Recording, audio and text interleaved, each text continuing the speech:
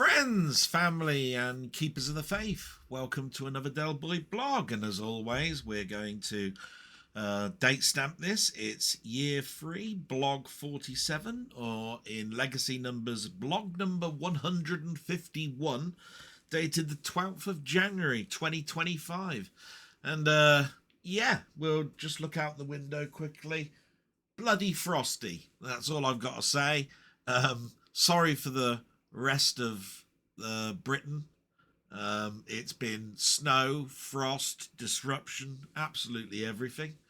But we'll get to me at the end of the news. But generally, good week. Nothing bad. Went back to work, but we'll talk about that in a little bit. So let's get the news out the way. As always, I do the war in Ukraine and then talk a little bit about what's going on UK, sort of rest of the world type news. So I've written down here in Ukraine, it says Ukraine said it was interrogating 2 North Korean soldiers after capturing the pair in Russia's Kursk region. The SBU Domestic Intelligence Agency said the 2 captured men had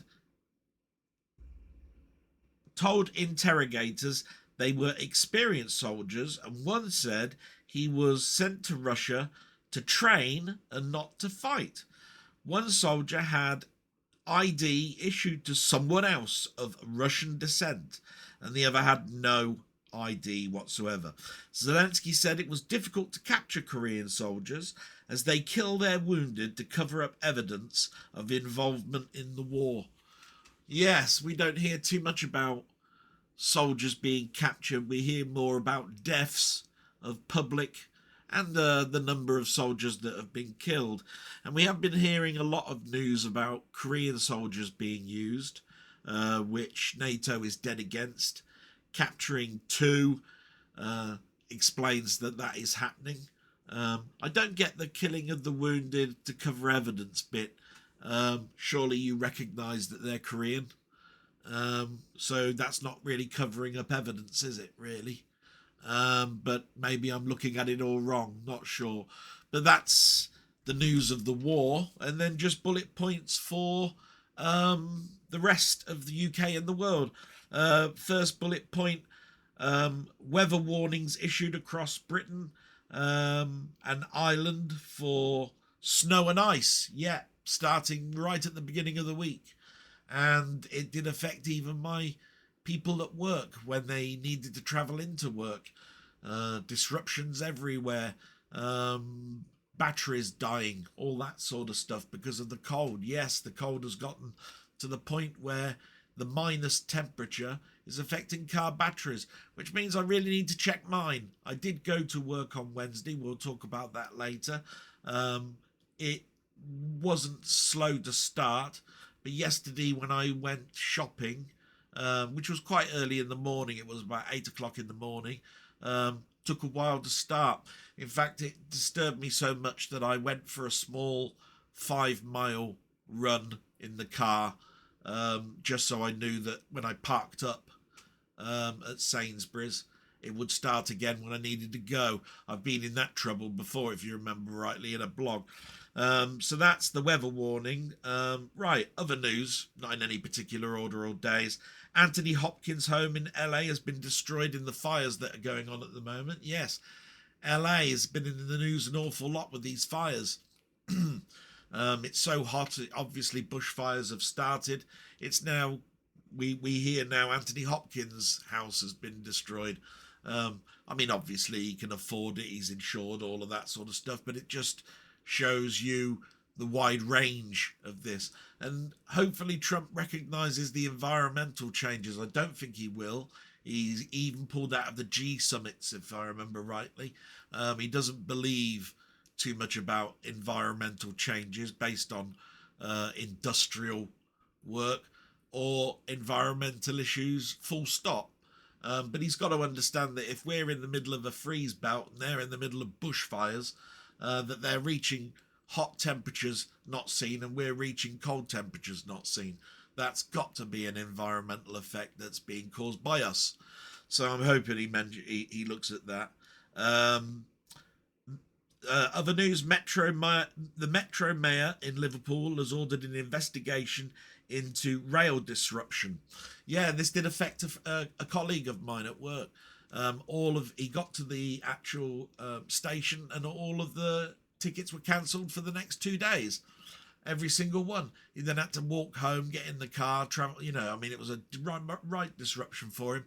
And of course, he missed the meetings that we have at, at 9:30 in the morning. Terrible.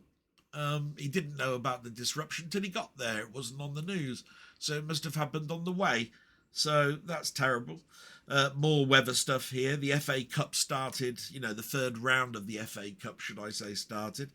And most of the matches were disrupted based on weather. Yeah, it's affected all of that. Fog, I think it was mostly fog. Yes, the ice fog. Terrible.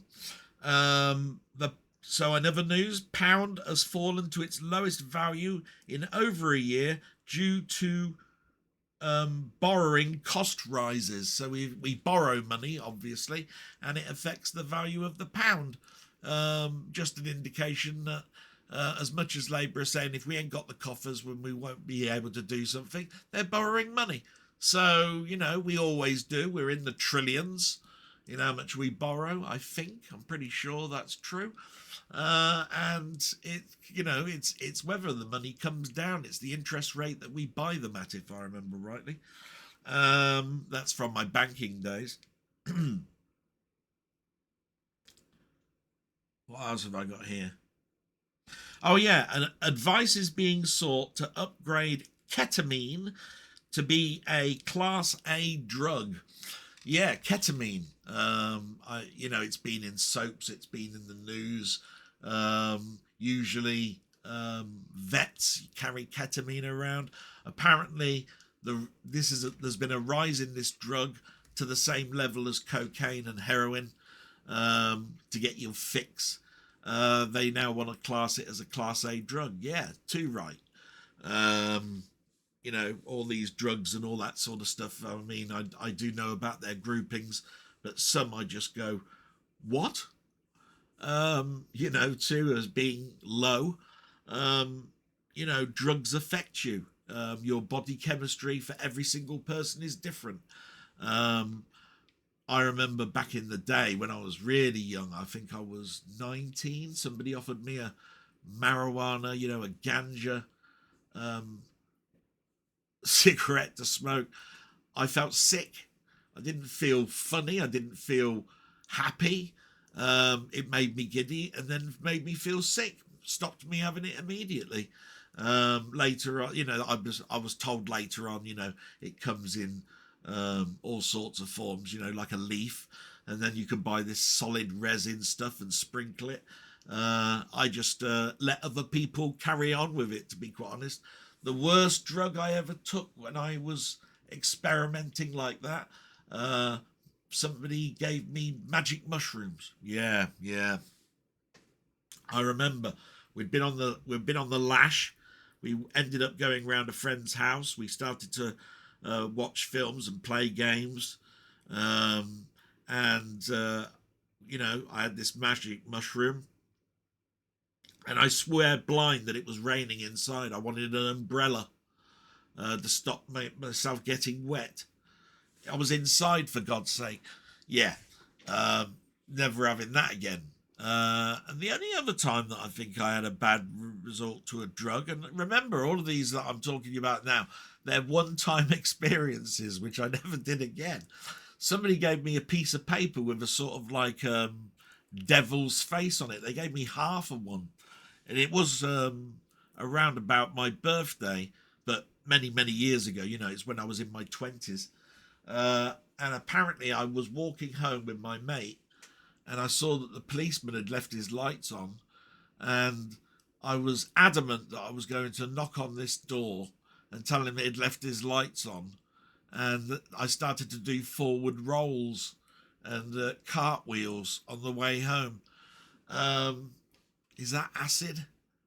Little devil symbol. It was in between two pieces of paper, and you just swallowed it. Yeah. drugs. I've never had a good experience with them.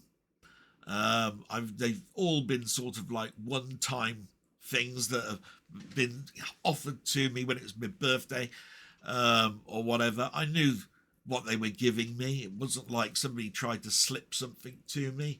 It was all experimentation, just in the same way that you experimented with drinking whiskey or vodka or something. But one time, tried them, horrible. So that was many, many years ago. What, 30 odd years ago? Don't want to think about it, to be quite honest. So that's the UK news, and then we're going to sort of like talk about me, aren't we, a little bit? There's not much to tell this week. The worst thing that's happened to me this week has been sleep deprivation again. It's really been bad this week. It's affected me all the time in the evening, because I've been at work, where I've fell asleep, and when I've woken up, it's nearly 10 o'clock at night. And when I do wake up, I'm fully woke up as if I'd just slept for 8 hours, and I have trouble sleeping. Yeah, so it's been pretty bad. So nothing much to talk about, really. It's a special week for me because it is a birthday week. I've had my birthday now. But Monday, first day back at work. I remember Sunday going to bed quite early, about 10:30, something like that. And nothing really untowards other than I woke up, and when I was awake, I tried to listen to music or watch TV to get me back to sleep and couldn't. So I got up at 6:15. Yeah, 6:15. Had my tablets.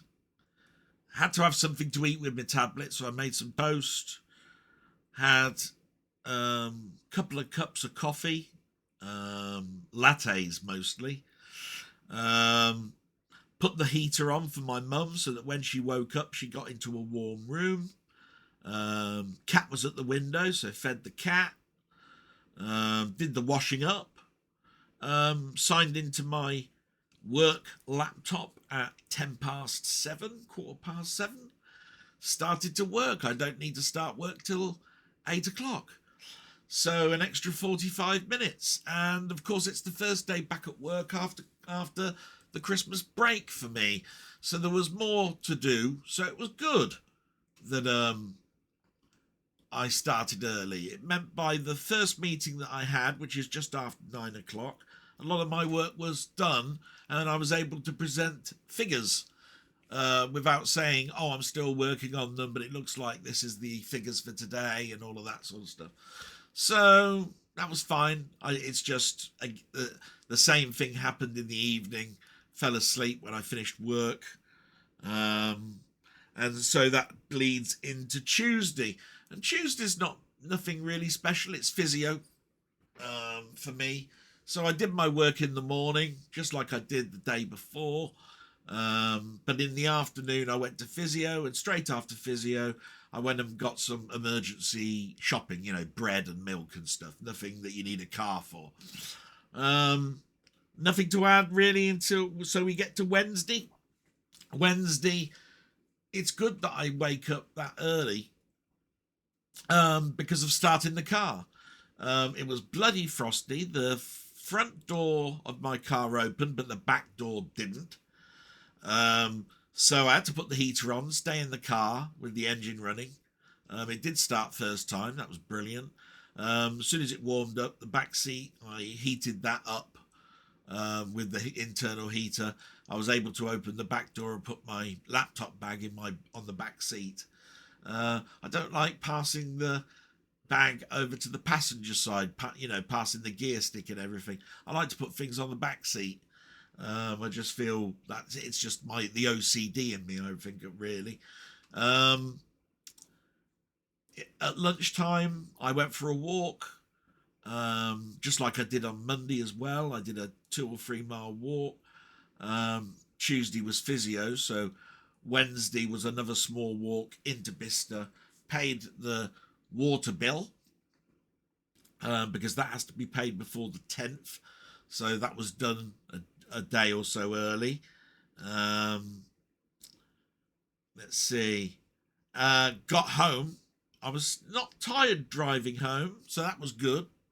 But I did fall asleep, and it didn't make me late for my Wednesday talk with Ian Hill, The Ramblings, which, if anybody's watched the blog, knows that I do that every Wednesday evening.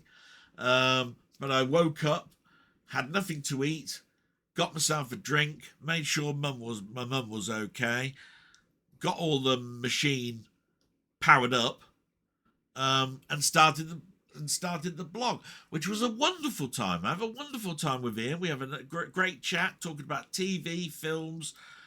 Food has been a topic for the last couple of weeks. I think we talked about corned beef this week. Weird topics, anyway. But there was a disruption for 20 minutes because I hadn't turned the machine on. Windows decided to do an update, and it wanted me to reboot right in the middle of doing the blog with him. So I had to go away for 20 minutes.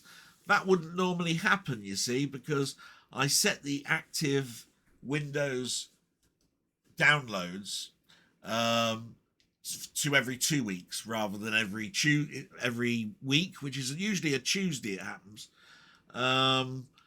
And so this one happened to happen on Wednesday because I fell asleep and didn't wake up early enough for me to turn the machine on and let it do that hours before the blog. So that wasn't good. But it didn't disrupt too much. And we get to Thursday. I was tired, probably because of the late night of the blog and the sleep from the other 3 days, but nothing to talk about really on Thursday. Major disruption to our team in regards to the ice and the snow. So the frost was getting worse.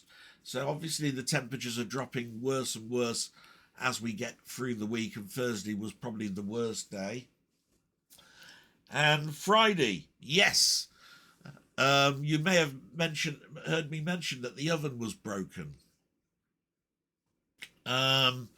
We called out an electrical engineer, and he wanted £95 to fix the oven. But he had the part on him, and he gave me the option of doing it myself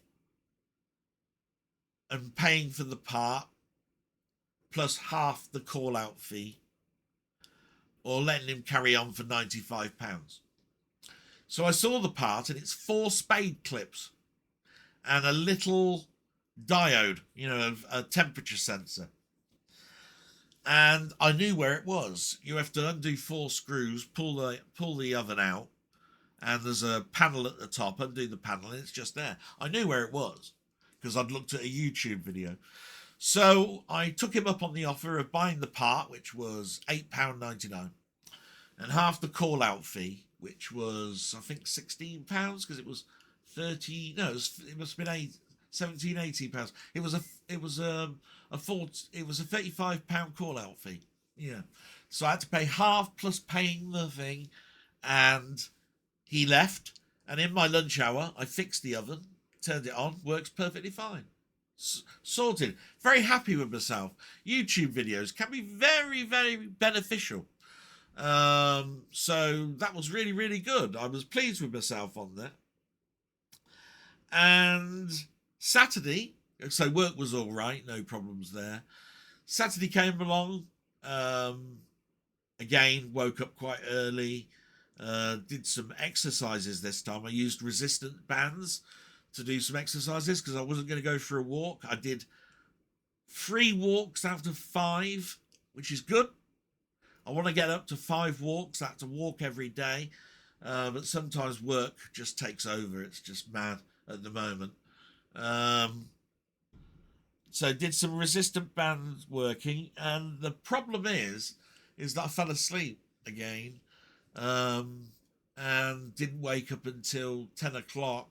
But I fell asleep much earlier. It was like 2 or 3 in the afternoon. It must have been 3 because the football had started. Yeah. So, yeah. A good week. In there is my birthday. No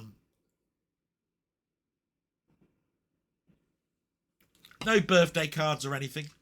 I know my mum wanted to give me money. She hasn't done so yet, but she will. And the only thing I've got to say about my birthday is what I really bought for myself. It's one of those things, birthdays, because whenever you're given money, you tend to spend it on bills or petrol or just waste it away. The bad news, and I don't know if I can show this, I'll do it in my overhead cam, is this is my lovely keyboard, and I've had it for 16 years. It's called a G19. I don't know if you can see that. It's a Logitech G19. It's got a little display, look. And I can put things like my drive meter, the clock. It's got gaming profiles. The best thing is this volume rocker here. It's got the media functions. And of course you could change the lighting, RGB and all of that sort of stuff. Although it is a simplified version to what you get now. But it's started to play up. I think it's because when you power up your machine, because the keyboard is wired but also separately powered, it's got a plug to power that little display. It doesn't detect the keyboard fast enough, and Windows takes an absolute age to load up and for you to type in your password to log in. One of the keys has started to not work, and you can't get this keyboard, by the way, was so expensive that I bought a model at the cheapest price, which was from Germany. So this has got a German layout, which makes things a bit awkward when you're doing certain characters, which is why you'll probably see me type all wrong when I'm in chat rooms and stuff. Anyway, I digress a little bit. It's been a great keyboard. It's lasted 16 years, and all the letters and everything are still on it.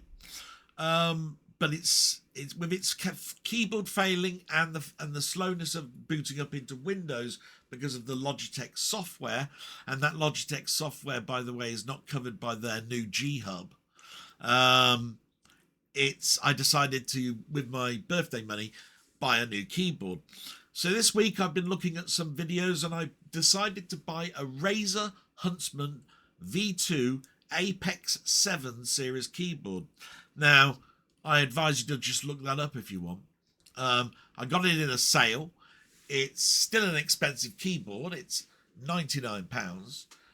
It's down in price from £159. It is not the Pro model. The Pro model is £219. But it's the closest thing to this keyboard. They don't make that little display anymore. But this one's got an OLED display. Just a small little line. Okay. And it allows you to change things on the fly without having to use all the software because of the little display. But it also displays Discord messages and is OBS compatible with a profile that you can program just for OBS, for pausing, starting the recording, stopping the recording. Brilliant. So I decided to buy it at sale price. So I'm looking forward to that. It's arriving tomorrow, which probably gives you an indication that my birthday has been in the last sort of like days. One thing that I always give people a warning of: never put your birthday in social media stuff, the correct date. Stupid. Anybody that hacks you then knows your birthday. They can use that for fraud. Please, please, please, always put in a false date, whether it's a couple of days early, a couple of days late, whatever. You still get your birthday messages. Most people that know, will follow suit and go happy birthday without doing anything. That's the best way to do it. Yeah, I really do push that around about this time of year. So that's the end of the beginning part of the blog of my week, and I've had a pretty joyful week. I hope that's shown with whether I'm looking chipper or not. Nothing really bad at all. It's been quite pleasurable, you know, really good. So we get to the shout outs. Again, remember, we're still in the process of just leaving Christmas and New Year. So, of course, people are still just about starting doing their YouTube videos. So most of my friends have got a YouTube channel. Some of them haven't. So, of course, you don't expect the same sort of numbers in regards to watches and people that leave messages, but I've had a good response. So here we are. A big thank you to all these people that have left a comment this week. Hopefully I haven't missed anybody. But they are in no particular order. Martroid, Error42, Sol Smitherman 3755, Gans Teeth, Steve's Gaming, Denny, Ian Hill the Ramblings, LFC Gamer and Vlogs, Colin Jones, aka Ponder, Martroid, and Wee Bob Art. See? Loads. All of these people left a comment for me, and I've said it a million times. I love it because it makes me feel needed, wanted, an emotional thing that everybody should feel. If you don't feel wanted, if you don't feel needed, you move into that horrible, sad area, that black area, where if you have that for long periods of time, it can cause all sorts of mental health issues and lead to suicide. So, you know, I have to turn around and say, all these people, you make me feel wanted, needed, and wanting to continue. And, you know, I'm sure if my mum was computer savvy, she'd be leaving a message as well to me, because that's my mum. Brilliant. I'm talking an awful lot, so my throat's getting dry, so I do apologise for that. But yeah, with the shout outs there, I mean, I'll just happen to mention that I did do some videos this week, not many because of work and falling asleep, but I did my live with Ian Hill the Ramblings. And by the way, please do go and look at his channel. It's absolutely fantastic. He does, well, you'll know later on, so we won't talk about that right now. But I've been playing a game called Astroneer. I think, is that what it's called? Astroneer? Yeah, I think it is. And every now and again, I don't want to watch something on TV or it's late at night and I go, well, before bed, I just want to just do a little bit more gameplay on it. And I record those bits of gameplay. And this week, I'm pretty sure Steve will have been happy, because in one of the videos, I died a lot. I must have died 3 times in a 40-minute session. I can't quite remember which session it was. It might have been episode 12 or 13, something like that. But I think that's the one that's got the most watches, if I remember rightly. But anyway, I'm digressing. So in no particular order, I'm going to read out what people have said. And let's see, the first one is Steve's Gaming. Oh, and I have to do my salute. Thank you very much, Steve. And thank you, you little bastard. Fucking hate you, little git, really. You got such a good channel, you shitty little... Anyway, you know, I do my salute. And what's he put? He's put, hi, Del. Top, I can't do this, by the way, in a northern accent. So apparently he's bearded, bald, northern git. Anyway, I tell, top-notch blog again. I hope you and your mum are fine. She's all right. I'll talk about my mum as well in a bit. As for darts, well, I have no interest. When it comes to sport, if it's not got an engine in it, I won't watch. So do you watch garden mower racing or something like that? I don't know. I'm just each to their own, I guess. Now I've had a really shitty week. Now I hate that. I hate to hear this, but here we go. Shitty week. We still have no heating. They cannot say when they will be getting colour gas bottles in again. It's freezing here, and the room temperature rarely hits 10 degrees centigrade. Also, new neighbours have moved in. Lots of noise, stress, and hassle there. Does that eliminate the dog? The one that you mentioned about the dog? I hate to hear about that, but noise stuff. I just wish something like you keeping a log of when it's noisy and doing a noise abatement study or something. I know I've had that with my own house when I was up in Manchester. It wasn't a nice experience, and it took 6 weeks for them to stop with this noise abatement study that I had to do. Then I visited my mum, and she's sadly getting worse. Now, she's doing things like putting the oven on and forgetting about it until the kitchen is full of smoke.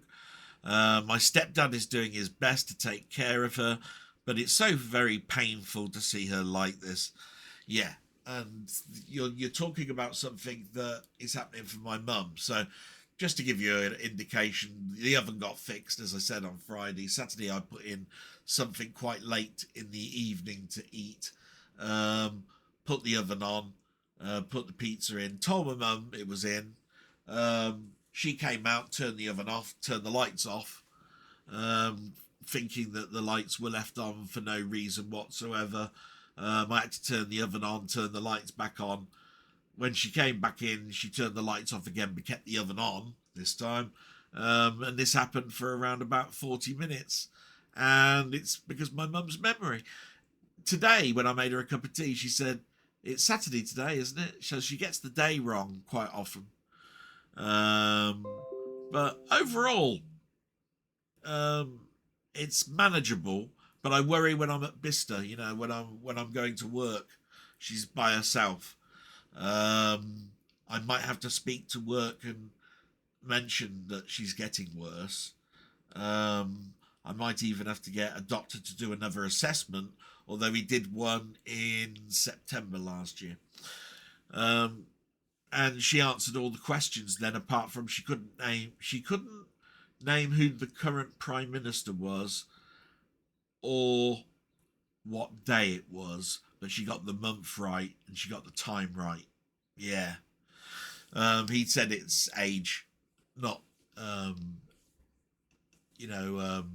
Alzheimer's or anything like that. But I'm starting to question that. It's a terrible thing seeing the person that looked after you for years degrade. I can't tell you what that's like, and if you've never experienced it, I hope you never have to. But it's a matter of course in life, I suppose. So you carry on, and then my PC died. All I have now is this very old laptop, which takes 20 minutes to boot up and can barely browse and use Discord. So PC gaming and making videos is out for me right now. Sorry for the moan, but I'm just so really fed up right now. Yeah, you have the worst luck. And it really wants me to help and do the best I can. I've mentioned before, and I've mentioned it to Mamemeister, that, I've got something like 10 or 11 laptops here. One of them I'm quite happy to send to you. It wouldn't be the best, but it'd be better. But your PC, I remember you mentioning in Discord that the fans were working but nothing else, which is an indication to me that the power supply unit is supplying power to one of the rails. Maybe the power supply has just gone. I do have a small 12-pound gadget where you pull the main block out where the power supply goes in. You plug it in, and it tells you whether the 5-volt and the 12-volt rail is working. And I can't stress to you that because you're into electronics, because you like soldering and all of that sort of stuff, that it's a very important gadget. It's no bigger than something like this. I'll show you this. This is what goes into my phone. Okay, it's got a small display. I'll plug it in so you can see, but it's it doesn't do anything other than tell. This one doesn't do anything other than tell you whether voltage and ampage, is going into your USB device. So it tells you whether it's charging the battery. Similar sort of thing. It's like a little block like this. And it will tell you whether the power supply is going. I've got a funny feeling one of the rails isn't being powered up, which means you don't need a new PC. a power supply would cost you about 50-60 quid, or more, depending on volt, the type of wattage. Mine's over 1,000 watts on mine, but it's been in there for 10 to 11, 12 years. But I do a yearly check. I pull the block out just to see whether the power is diminishing, because the more it uses the rails, because it powers USB and all that sort of stuff, the more you're going to get power spikes and all sorts of things. But it's a Corsair power supply, so it's quite a good one. Very sad to hear that. Hope that gets sorted soon. We can't do without a Steve's gaming video. My God, I'm going to go mental pulling my hair out. It's already leaving. Look, see this triangle here, look, forming. Bloody hell. I tried to cover it. Can't do it anymore. Look, still see it. Bastard. Receding haircut. But I'm not thinning. I'm not bald. Going grey. Life. Sorry for the moment, but I'm so really fed up right now. Anyway, let me throw you a question you've put. What's your favourite managerial game? And he's put a little star next to it. You can only name one, so no list of names, just the one. Thanks, yeah. All the best, mate, and love to your mum. Git. You little bastard. Can only name one. Managerial game. So many different things that you could talk about here. I mean, in the years going past, I used to play Football Manager, till it turned into a spreadsheet exercise. But I used to like those. They take sap hours out of your life, though. But I haven't played those since, I think the last Football Manager one I bought was 2005, 2006, something like that. Bloody long time ago. You don't mention whether managerial could be a god game as well, or a city building game or something. If that's included, the two that I've played the most has been Sim City and something called City Skylines. That's right. They're managerial because you're like a mayor. You've got to set the taxes and do the road system and all of that sort of stuff. But I call those city builder god games rather than managerial games. And if we're then going into the city building games, the ones that I've played as a variety, and so if you add up all the hours, it will be even more than SimCity. It would be the Anno series. The Anno series from 1800. There's 2040 as well. There's ones that go into the future. I love those. Those Anno games are absolutely brilliant. But if we go to sport, on Steam, I do on occasion, but I haven't done for a long time, load up Formula One Manager. So I do download the F1 Manager game. You mentioned that I can't mention all of these different ones, but I am going to. But I'm going to name the number one. I'm going to go with the fact that you want it to be manager in the title. So I will go with Formula One Manager. But do bear in mind everything that I said about the others. If you want to total up all the other hours, you'll know the gaming series that I was talking about. That would be my number one managerial game. Hope that answers it. So you got your number one. I had to mention the others. Sorry, it's the law. Yeah, Judge Dredd. It's the law.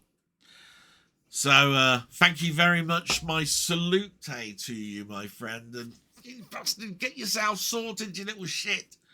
To you. So we move on to the next one, and oh my God, the sermon according to Denny. So, glad I took a little bit of a drink there. I'm probably going to need another 2 swigs before I get to the end. And he's put, this is from my friend Denny. Hello, my friend. Hope you and your mother are well. Yeah, we're coping. Not bad. Hopefully I can start to connect with people again from Monday. As you put out your vlog, I have today to do then 7 days off. Currently have a restoration project. I'm about 90% there. Hopefully I'll get to share it with everyone this week. Please do. As you know, I look out for you, matey, to do your videos and stuff. I know that you're a bit of a perfectionist. You will only put it out when it's right. But, you know, I'm looking forward to these restoration things. I really do want to get back into my Photoshop restoration stuff. I used to love doing that for comics. And I don't think I've forgotten anything that I need to do for comics. It's quite simple, as long as you know how to rotate. Do an ambient rotate, which is drawing a line and then telling it to correct itself to 90 degrees and then eliminating the border, recreate the border, etc., etc. It's a big thing. I could go into it into all sorts of stuff. Uses masks and all that sort of stuff to do the restoration. Great, yeah. You continue. Amazing to think Luke Littler, darts champion at 17, isn't legally allowed darts. He's going to win a lot of tournaments. He seems a very special talent. Yes, indeed. And in fact, ever since that's been out, there's been some documentaries on Sky Documentaries about kings of darts. Plus a little bit about a documentary about this year's World Championship tournament. So it's been a pretty good time if you're a darts player. My mum misses the darts because once that's over, it's a way away before you see little individual tournaments that carry on. But she's looking at those documentaries, and they covered Jockey Wilson yesterday, and it was Eric Bristow the week before. I think they're going to get to others like Rob Lowe and some of those others. I can't remember all the names, but they've done the 2 top ones that everybody knows. You know, Eric Bristow and Jockey Wilson are definitely my era of darts. So we continue. New Year's Eve is about reflection these days. I think you're right, as that's what it's about for me these days. The best of times is definitely behind me, so it's always nice to think back and reflect. Yes, it's what I do. I get it out the way on that day and move forward. Now, that's not everybody. Everybody will have their own opinion of that. I've always said that even though I'm even this channel is a retro zone, a retrospective, that it's dangerous to always look at the past and not look at the future. And I've always said it's almost like dipping your toe in a hot bath. I have one toe or two of my toes in the past, while I'll continue to look forward. And each year I'm putting more toes in. So, I'm 3 toes in now of looking in the past, with only 2 toes looking forward. And that's because I find that there's less to look forward to now, later on in life. So, yeah, definitely I did my reflection. I hope you got that done well yourself, my friend. You continue. Doctor Who. Pointless watching something that you don't enjoy anymore. As I said, I'd watch 10 minutes at that particular time. Watch something you do. That's my new way of finding time for new series, which are infinitely better in every respect. Now, what I'm watching is Dune Prophecy. Only 6 episodes in the season, but the first 2 have me hooked. I've watched Prophecy. Brilliant. I helped Ian Hill, the Ramblings, watch that because he's a very big Dune watcher. I watched it because I just watched Dune 2 the month before from my Steelbook media stuff. And I decided, I'll watch the TV series.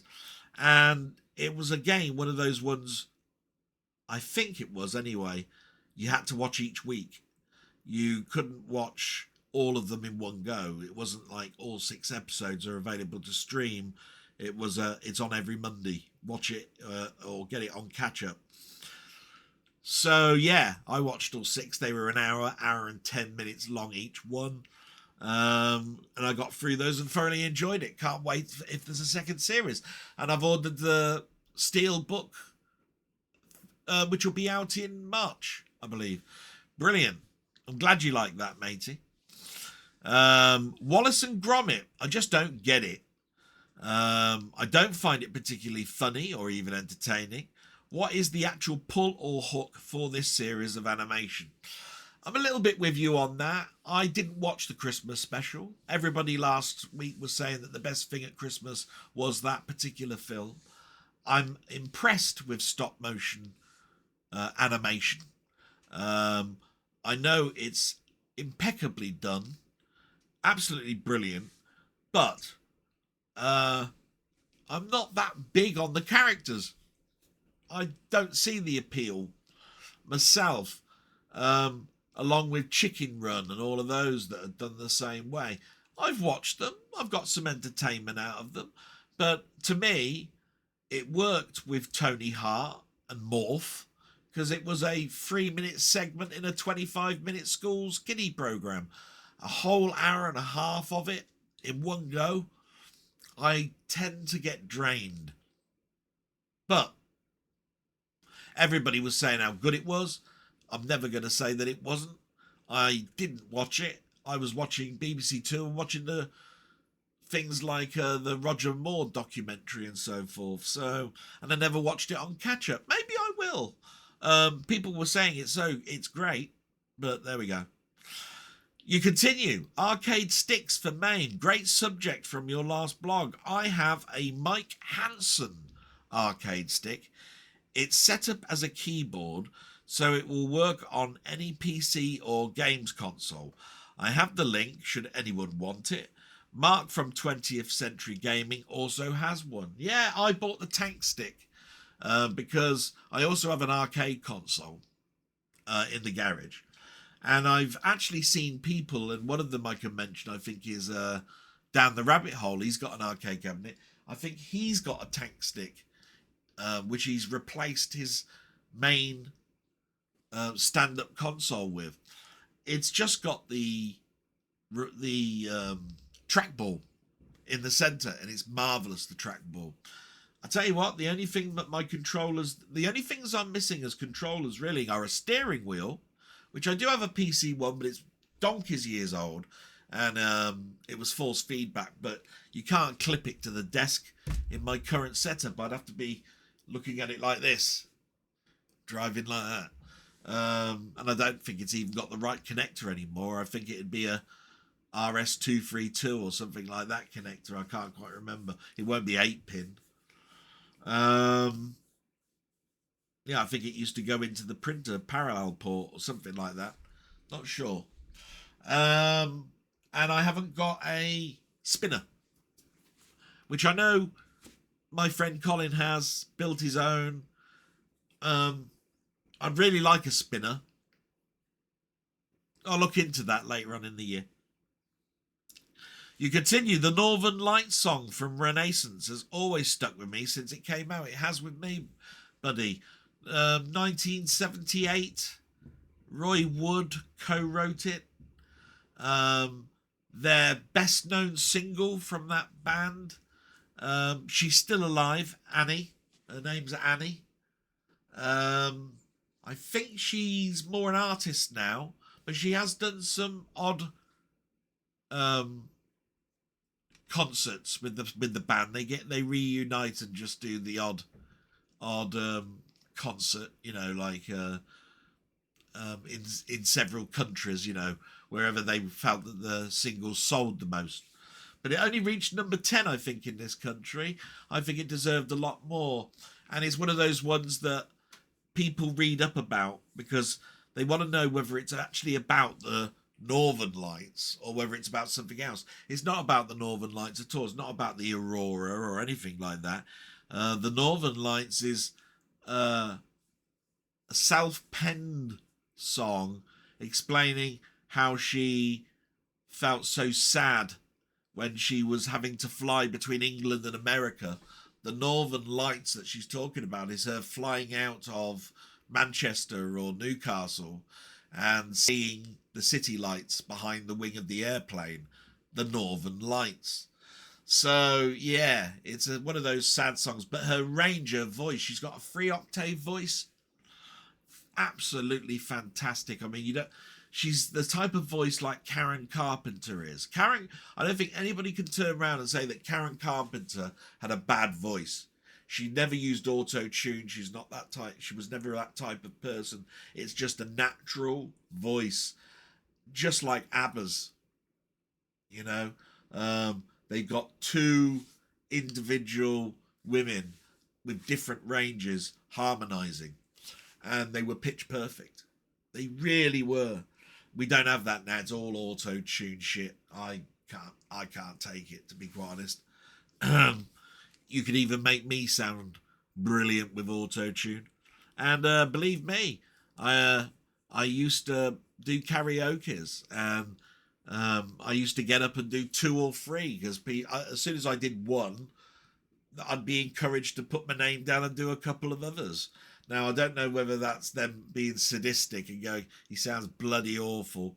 Let's let's get him up there so everybody can do. But I was in the choir. I sang in the choir for 10 years. I love, as you know, Elton John. I can sing a lot of his songs. His range of how he sings now is more my range. I couldn't do early Elton John. He was so high pitched. When he had his throat operation, it dropped. So he can't do things like Goodbye Yellow Brick Road in the way he used to do it in the old way. He's dropped down an octave. I have trouble with that, and I have trouble with Crocodile Rock as well. The Lars that are in there. Yeah, difficult. You continue. Dave Perry, yes, I've seen that guy in another light. Did you see him sulk and be unprofessional on Game Master? Definitely worth a watch. Yes. Well, I've actually interviewed him along with Mamemeister in a 12-hour charity stream.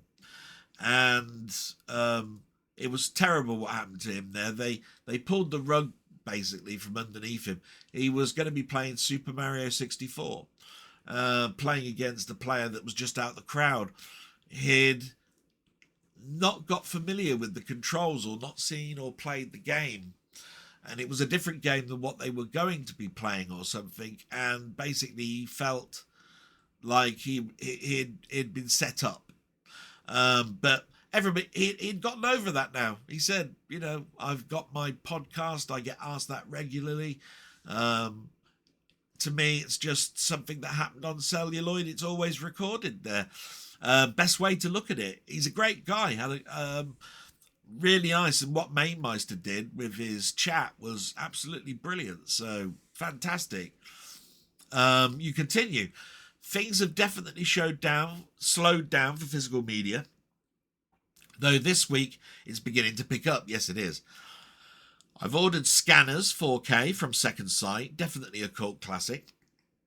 One I've been looking to own for quite a while. Yeah, my Scanners, I think, is a Blu-ray from Arrow or Second Sight. I might need to pick up that one. It's not my favourite. I think it's Cronenberg, isn't it, Scanners? Yeah. Not my favourite, but, you know, I like Videodrome and that. But it's good. Right. Let's get to your question then, matey. I so hope you look forward to Scanners. I think I'll be ordering it. You know me. Can't have one person have it and I don't have it as well. Terrible I am. OCD. Terrible. Question for this week. So a while ago, a Spectrum long play site on your on YouTube was shut down due to inactivity of 2 years without logging in. The site owner had passed away. Quite a famous site, which World of Spectrum has took over and started to upload those files again from the original site. YouTube wouldn't listen to requests to keep it open. No, if someone dies, that's it. So with that in mind, I know you keep these blogs for your niece and nephew to view after you've left your mortal coil. Yeah, when I'm dead, when I'm worm food. Yeah. So after 2 years of inactivity, there is the possibility your videos will be gone. Question mark. Besides passing over your logging in details, how would you get around this? As there will be multiple videos to catch up with. See you soon, mate. Yeah. This is a question that Steve asked Colin, aka Ponder, on how he manages his YouTube channel. And he gave away a channel that he said everything that I record instantly gets backed up into a cloud service. I think it was called Oracle or something like that. I'll have to ask him. I looked and I found out that it only saves videos under half an hour.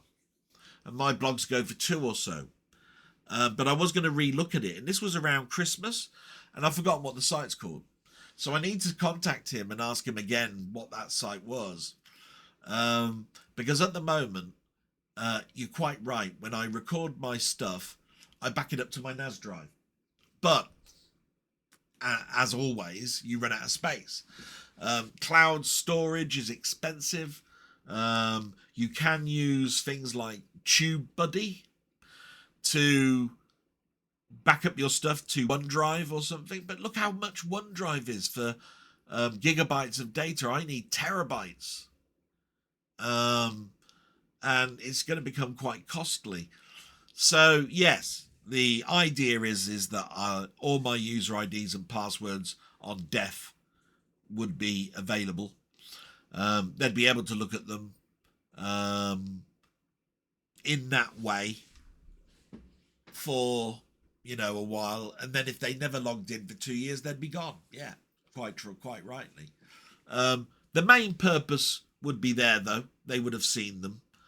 After the main purpose, all my friends, they'd see it for as long as the channel is up. You're quite right. It's something to look into. I've been doing this now for 3 years and I'm approaching 4. And I should think it's a bigger thing for Mamemeister, who's been going for like 12, 14 years. It's a subject I think that people need to talk about. It's not an indefinite thing, recording to YouTube.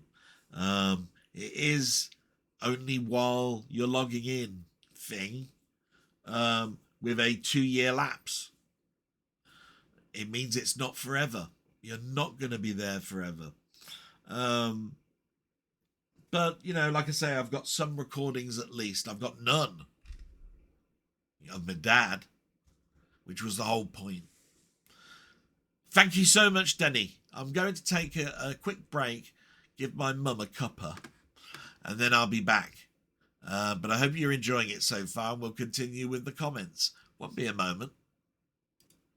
And we're back. Like I said, it was just getting my mum a cup of tea, that sort of thing. Get a swig of a drink, that sort of thing. So we'll continue the comments, shout outs, etc. And we get to Ian Hill, the ramblings. These are, like I say, in no particular order. Absolutely fantastic, all these comments. He's got his own channel. I do recommend that. Absolutely fantastic guy. One of my best friends. So supportive of me. And always wanting to know whether I'm okay or not. So let's see. He's put, "Hi Del Boy, hope you and your mum are okay and keeping warm. It's really been parky this week." Yeah, as I mentioned earlier. At last I can report something positive about the boiler saga. Next Friday they are coming with a part that they have ordered to repair it. I'm relieved that there's an end in sight, even though I've got another week of trying to keep warm. I feel better in my mind now, knowing it will be sorted out. I just don't like uncertainty and just want to get back to normal. Yeah, I'm looking forward to that as well, matey. I've been thinking about it all this week with the cold, with your boiler situation. So that was great. Enjoyed as usual our weekly live chat, and I picked up a great tip about corned beef and putting the tin in the fridge. It worked, and I was able to enjoy my corned beef in nicely cut slices. I got such a lot of equipment sorry, I got such a lot of enjoyment from our live chat, and there's a lot of laughter involved too. Always a highlight of my week now. Well, that's great. As long as I'm entertaining, I know it's. We call our conversations sometimes rants. They are, aren't they? But they're fun rants. They're just like, how can you do it that way type thing, you know, like if you're ever watching anybody's YouTube and they get something wrong, or you disagree with something, you go, no, you bastard, you got to do it this way, something like that, you know. I mean, it's just a fun thing. No disrespect to anybody or anything when they're being done. They're just a fun thing, you know. It's like a characteristic type thing. I'm not like that in real life. I'm very professional when I'm at work. I've been a manager. I'm not now, but I have been. And at meetings, I don't have rants at meetings. You know, I don't call people bastard and all that sort of stuff. It's just a way of venting. I call it a vent. Really, it really does change. My blood pressure is normal when I finish because I've got it out my system. It's just great that I've got an outlet like YouTube to be able to do that. But like I say, it can be taken out of context. You know, all of that Steve salute stuff could be considered. How can you do that to such a nice guy? He actually encourages me to continue to do it. It's like the norm now. So yeah, that's how that works. As usual, I watched a lot of films. Conclave, which is 2024 with now I have to get the name right here. Ralph Fiennes. It's one of these ones that we got drawn up about. We pronounce his name wrong. Reef Fiends or something like that. Anyway, and John Lithgow was outstanding, showing all the political intrigue, secrets and lies in choosing a new pope. I love these religious dramas. I suspect that they are not far from the truth about what really goes on. I also reviewed The L-Shaped Room, 1962, a British film, part of the kitchen sink dramas of that era, just before the swinging 60s. In terms of British film industry, they like the French New Wave, representing a move away from Hollywood influences to social realism and toleration of minorities and outsiders. So my question this week is, what are your favourite films that have dealt with social issues in a powerful way? ? I know it might be difficult, but let's see what you come up with. And I can hear you calling me a bastard. Here is a little help. Think of Dickens or a film like To Kill a Mockingbird. All the best wishes, and have a reet grand time. Yeah, because I can't do it in a Lancashire or Yorkshire accent, I have to say. Brilliant. Yeah, you're a bastard. Let me think. Ooh, now this one won't get mentioned a lot, but it's sort of retro because we are going back 20 or so years. But John Carpenter's They Live is quite a social one. Aliens come down, and if you put the special glasses on, you can see commands on the advertisement that say obey, do this, choose life, all this sort of stuff. There's a little bit of racial tolerance in there because there is a black worker and a white worker. They have a fight, and a choice about colour. There's a religious aspect because there is a movement going on, and people are being meeting up in churches. Yeah, They Live. That's a pretty strong social one. Brokeback Mountain, I suppose, is one that's going to come to the mind of a lot of people because of the gay aspect of it. Two cowboys that have a gay relationship.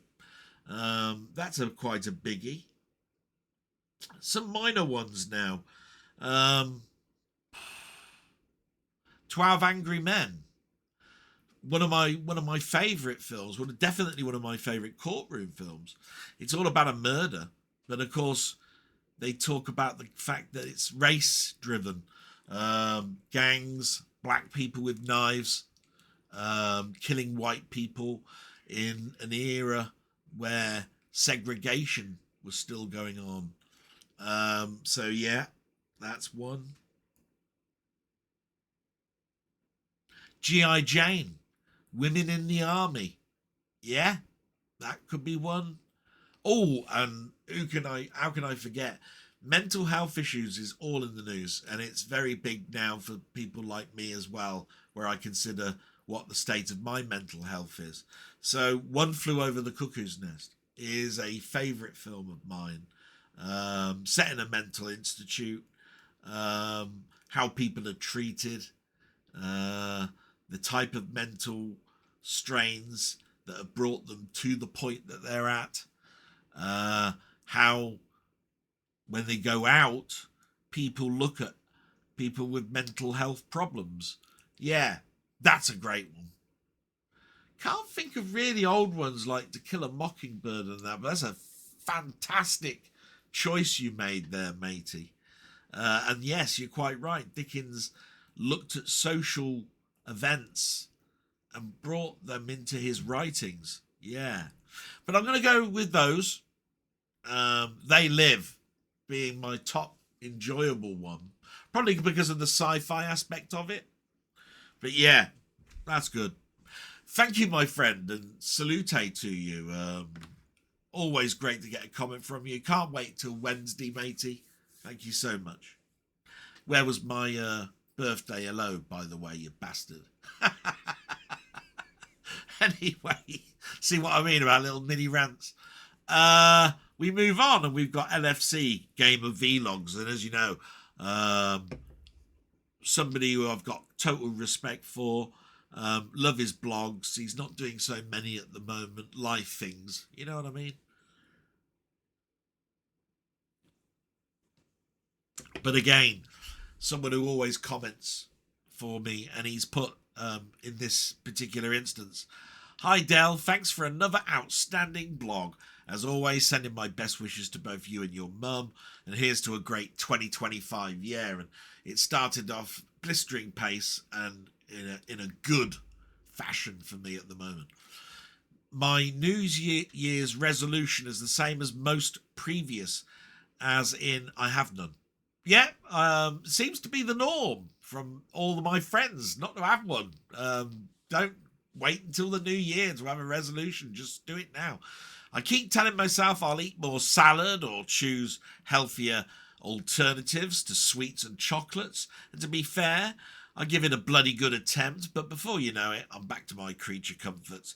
And it's probably the same for most folks, unless you're a diet freak, which I'm not. Yeah, do you know what? The one thing that I remember about diets and stuff is always my mum. She used to join things like Slimmer's World. She didn't need to at the time, but she felt conscious about it. You know, it's something I appreciate from my mum. And she always used to do those calorie count things like you can have so many Ryvitas and stuff. And I remember her turning around and saying, "Ryvita tastes like cardboard. It's like shit, horrible." And she used to put cottage cheese and stuff on it. And to be quite honest, you might as well have had a sandwich. Now, my mum says, "Have a roast dinner. It's the same as beans on toast." I said, "No, it's not." She said, "It is. The good, you know, you got to talk about the not just the calories, but the goodness in the vegetables and stuff. You have beans on toast, you're not getting your stuff." She's quite right. These slimming things, I swear I don't think that they do enough of that. There's even ones that say don't even have a meal, have a liquid meal, do it in a NutriBullet stuff. I'm not going to say that's a bad thing, but it's just, I used to hate it when I went to visit my granddad. And they used to say to him, "Do you want a roast dinner or do you want it liquefied?" And he'd have it liquefied. And I can't think of anything worse. Just think you put all of that dinner, like Brussels sprouts, cabbage, chicken, gravy, roast potatoes, put it into a container and it slices and dices it till it's liquefied and it looks like brown goop. And you give it to somebody and they eat it like soup. Oh, no. I mean, he was 93 when he died. And his teeth were gone. You know, I mean, he had false teeth and all of that sort of stuff. And most of the time he didn't need to put his teeth in because it was liquefied. But it's not that I found it disgusting watching him eat. It's just like, it's the actual, what I know is in the ingredients of that, and it'd make me feel awful. You know what I mean? Oh, no. If I'm in a nursing home and I have to do that, just kill me. I know that's a terrible thing to say, and I don't really mean it, but it's just, I wouldn't hate it. I would despise it. I'd live with it only because I have to. Like I say, hate's a terrible, very strong word, one that even slips into my vocabulary. I don't mean it at all. Usually it's despise or something along those lines, or and it's usually me not understanding as well, really. But there we go. So you carry on. I'm on the same boat as Colin regarding YouTube Shorts, TikTok, and those of that ilk. Nothing gets on my tits more than those dance videos, just because it's popular and people are thirsty for views with the same boring robotic dance moves. So what I can only be described as the most generic and unoriginal music out there. Whatever happened to originality and being yourself? I don't like shorts because I talk too much. I don't think I can get what I need to say out in a minute. But I did say that I might do a couple of shorts in regards to PC Toolkit. I was going to call it that. And do 1 minute shorts on how to correct certain stuff. And I did that one about prefetch last week. And I've been thinking about it. And I'm thinking, that's a bloody good idea. Especially as if my machine goes wrong and I can't quite remember what I did, I'd have a video about it labelled correctly. You know what I mean? That I could just look up on my own channel. So yeah, I might do that. Might also help my nephew and niece when they're looking at this sort of stuff and they've got a PC or a tablet in front of them. So yeah. Rant out the way. Here are a bunch of questions. Number 1, do you notice a pattern with YouTube, or is it just me? Whenever I upload a video, I lose a sub, yet gain 1 or 2 when I don't. Is it the same for you? ? That's interesting. At the beginning of last year, I was looking at statistics a lot. And when things got really bad last year, I looked at the statistics more and it got me upset. So I decided not to look at statistics anymore, and I've been feeling much healthier because of it. Subs to me are something that's nice. It used to bother me that people that started after me are going up in their numbers.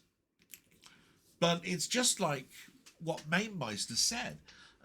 He's got 4,000 or 5,000 people sub to him, but his channel watching on a normal basis is 300 or 400, which means all of those people that sub to him, they're not always watching. My watches the last time I looked, and I don't look much anymore, were quite healthy. It was 3/4 of my subs watching, which is more than 10 or 15 or 20% of people watching that are there. Subs are great. They give you they give you the option of their monetization and all of that, but the whole purpose of my channel is for my nephew and niece. The blog, that's what you're watching now, is actually for my nephew and niece, and the rest are for my friends, and a little bit of entertainment for my nephew and niece to know that I used to like playing games, and these are the games I used to play, and here's the films I used to watch, and all of that sort of stuff. So I look at it as an opportunity to entertain and inform, but the whole purpose of everything is for my nephew and niece to know what I was into, what I liked, what I disliked, everything else, and the dramas that I've had to go through, like a diary. So yeah, I don't really have an answer for that then, other than it's very slow for me, and that used to bother me, but it doesn't anymore. There we go. Best thing I can say for that. Number 2. What grammar mistakes do you always see which bug you the most? 3 examples. And I'll tell you what, I bet you one of these is the one that I've got a bugbear with. 3 examples that are screaming out to me is when people put could, should, of instead of could, should, have.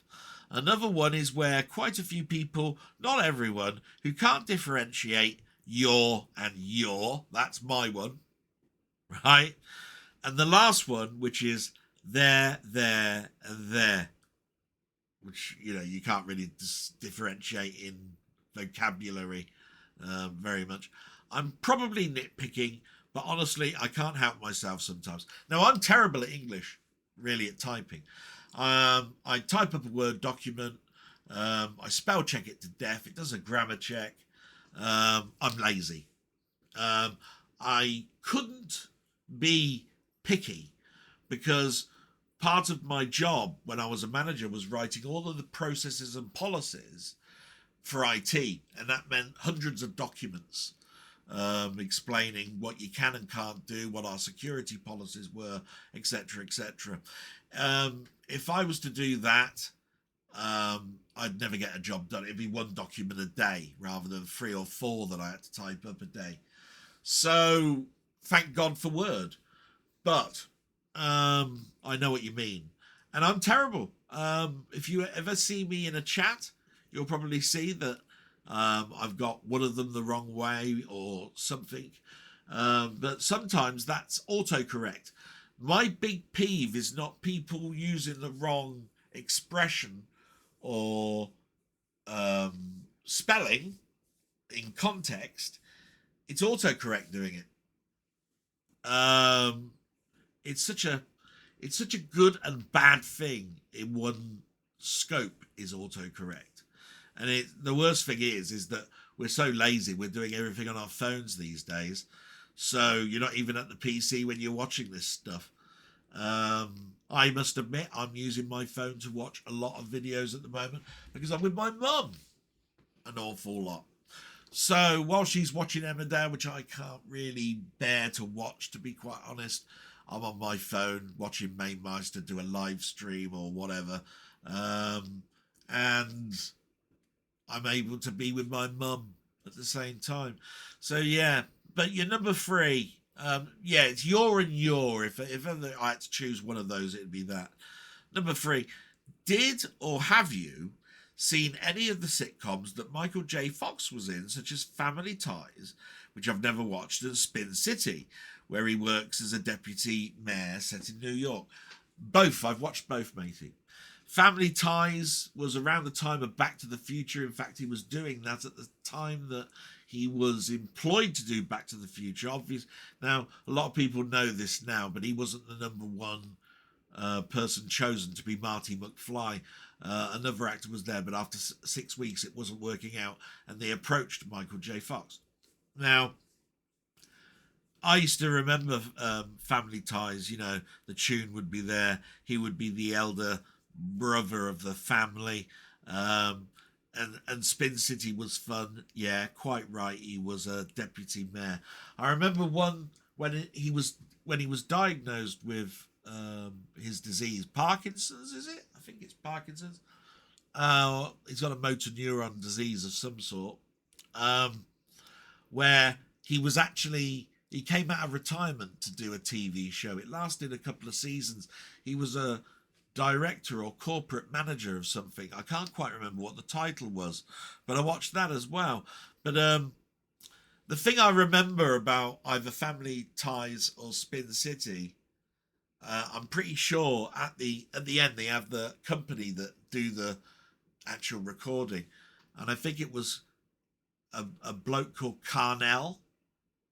Anyway, he's at the typewriter. He throws the piece of paper up into the air. It turns into a graphic. It spins around and folds itself onto a ream of paper. And I remember the tune that plays while it does that animation. Like anything, you remember in The Simpsons, at the end, it's got that tune that goes, you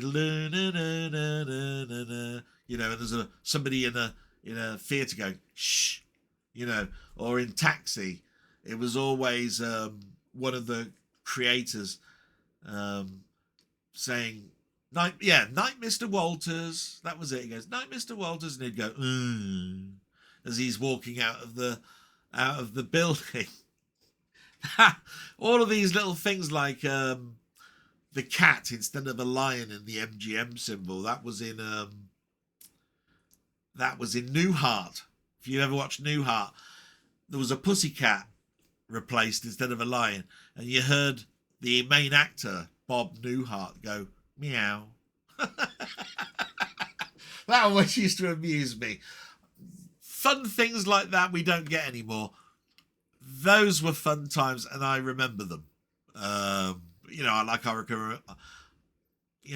can remember many of the ones that were like Buck Rogers and all of that sort of stuff. They all had their own little symbol at the end. Brilliant, fantastic. Looking forward to any blogs that you're going to do in the future. A fantastic 2025 to you, my friend. Thank you so much for commenting. Absolutely wonderful. And I'll just take a swig. And we get to my friend Colin Jones, aka Ponder, absolutely wonderful friend of mine. He keeps me on the straight and narrow, sort of like correcting some things and all that sort of stuff. Don't mind that at all, really. I'm always getting things wrong. Remember, I've always put a little disclaimer saying, look, if I've got anything wrong, I do apologise. You know, dates, that sort of thing, names, all of that. It's what comes into my brain at the instant that I've read it, not digesting it and then doing a video afterwards and getting it absolutely spot on, perfect, correct, with possibly even a teleprompter.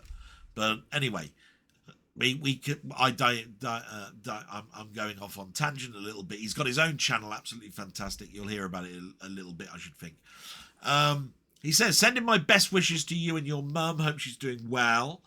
Regarding New Year, I've been avoiding all reflection videos and podcasts. No looking back, which may seem odd given our hobby. Only looking forward. It was a back to work day for me, so nothing special or much different from any other day. I am quite positive about my personal future, even though the world situation is looking less so. Yeah, can totally understand that. A day of reflection and not a day of reflection for somebody else. Totally get it. It's not a problem. I'm always a toe in, a couple of toes looking back, a couple of toes looking forward, try and do it balanced. Most of our hobby is all about classic computers and games that we played in our past, which is always looking back. But you have to have a look at it and go, and what am I playing now? Something that maybe people in the future would still play. So we are always looking forward anyway. It's just, it is a retrospective. Retrospective is always past. So, what can you say about it, really? YouTube Shorts can do one for me. Yeah, in other words, you don't want it. YouTube, they can do one.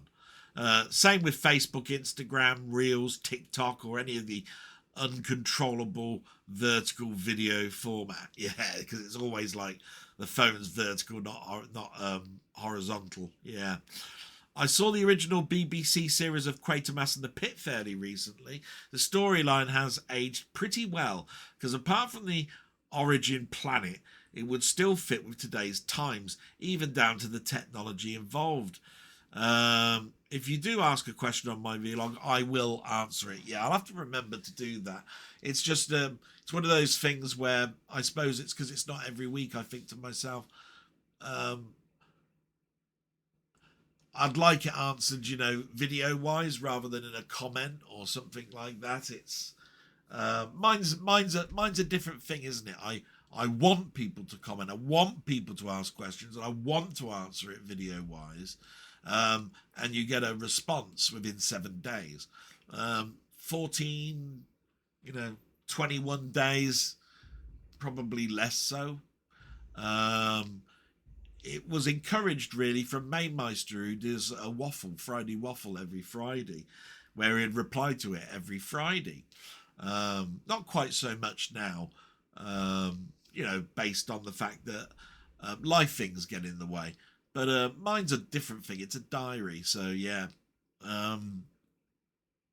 Yes, Tron. Tron Ares, 10th of October. I'll probably go to the cinema for that one. Yeah, we were talking about the films that are coming out in 2025. It's an October release. It's quite some time off. However, Tron hasn't been really a bad one. Got a bad reputation when it first came out. Hardly ever watched.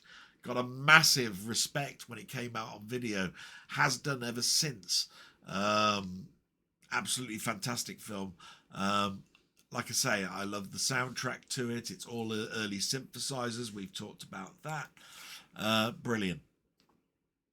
So we get to the end, and it says, my question. I know emulation, whether it's software or hardware emulation, is great these days and does the job for the vast majority of classic systems. But is there a system that you wished you had from the 80s or the 90s and would get if a good opportunity arose? I have one I'll definitely get, one I'd seriously consider, but I'll state these after your answer so I don't sway away from your choice at all. It's a good one, really, but I must admit, emulation, it's done an awful lot, hasn't it, really? That a lot of chips can be emulated, graphic processors can be emulated, whole systems, computers, consoles, handhelds, all emulated. But there are ones that are pigeonholed to be done which have not been done, if you see what I mean. One of the ones that I desperately wanted, because I'm a big Jeff Minter fan, was Nuon, which was in DVD players in the 2000s, and Jeff Minter did a game for it. And that would be one that I don't think is still emulated yet, that I wouldn't mind. Nuon. There's a couple of handhelds. I think there's Gizmodo, but I'd only want that as a curiosity because I never bought one. Like I never bought the Nokia N-Gage. And some of these systems are so historically bad, there's nothing really to emulate on them anyway because they only did a number of games. There's another one that I don't think has been done, which was the Apple Pippin. But I'd like that one, the Apple Pippin, because what I've heard of game-wise, the ones that they did do were good. And I don't think they've been moved on and rewritten for modern PCs or handhelds. So there's some. I did have and I still do, I think. I'm not sure. I can't really get it out now.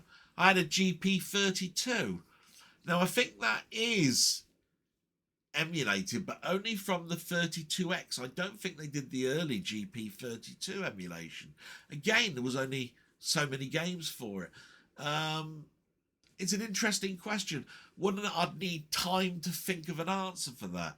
I might give you an answer in a text, in a comment, because I can come back to it and give you, I've had a thought now and I'd like this.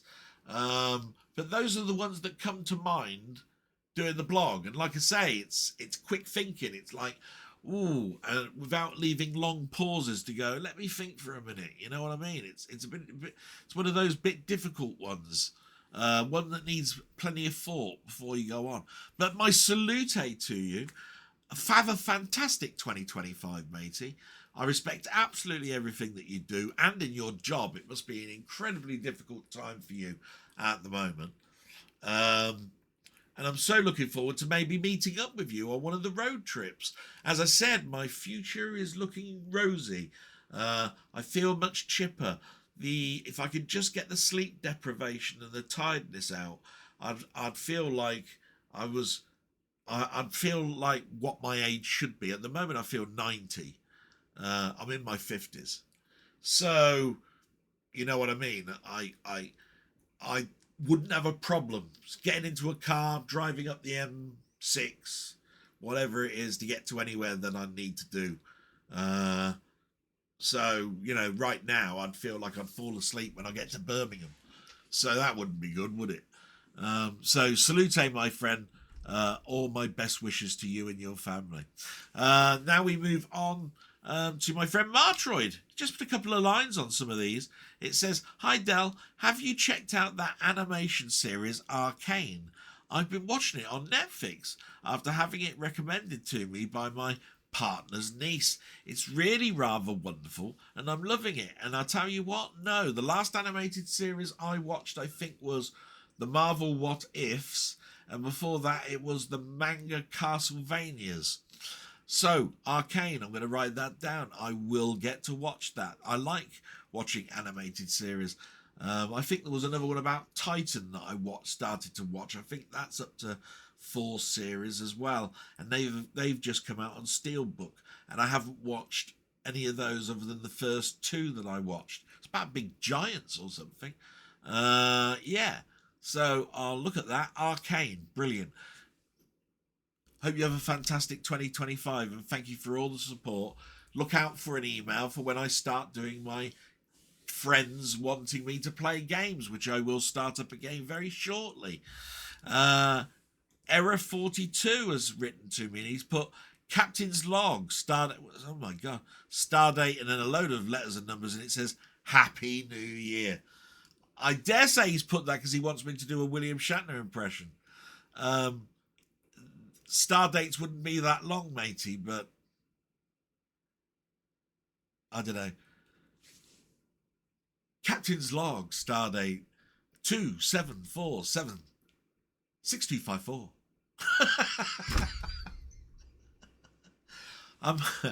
I can't do Captain. We're on a prison planet. He's the king of overacting and pausing. My God.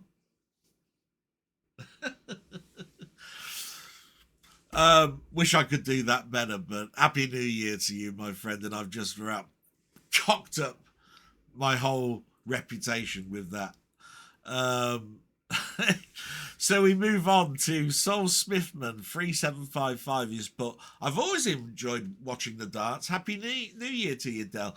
My mum loves the darts. I like the darts. That final was fantastic. I had the best evening that night because I did it with something with Mamemeister an hour before. It was a waffle, a live one. So that was brilliant.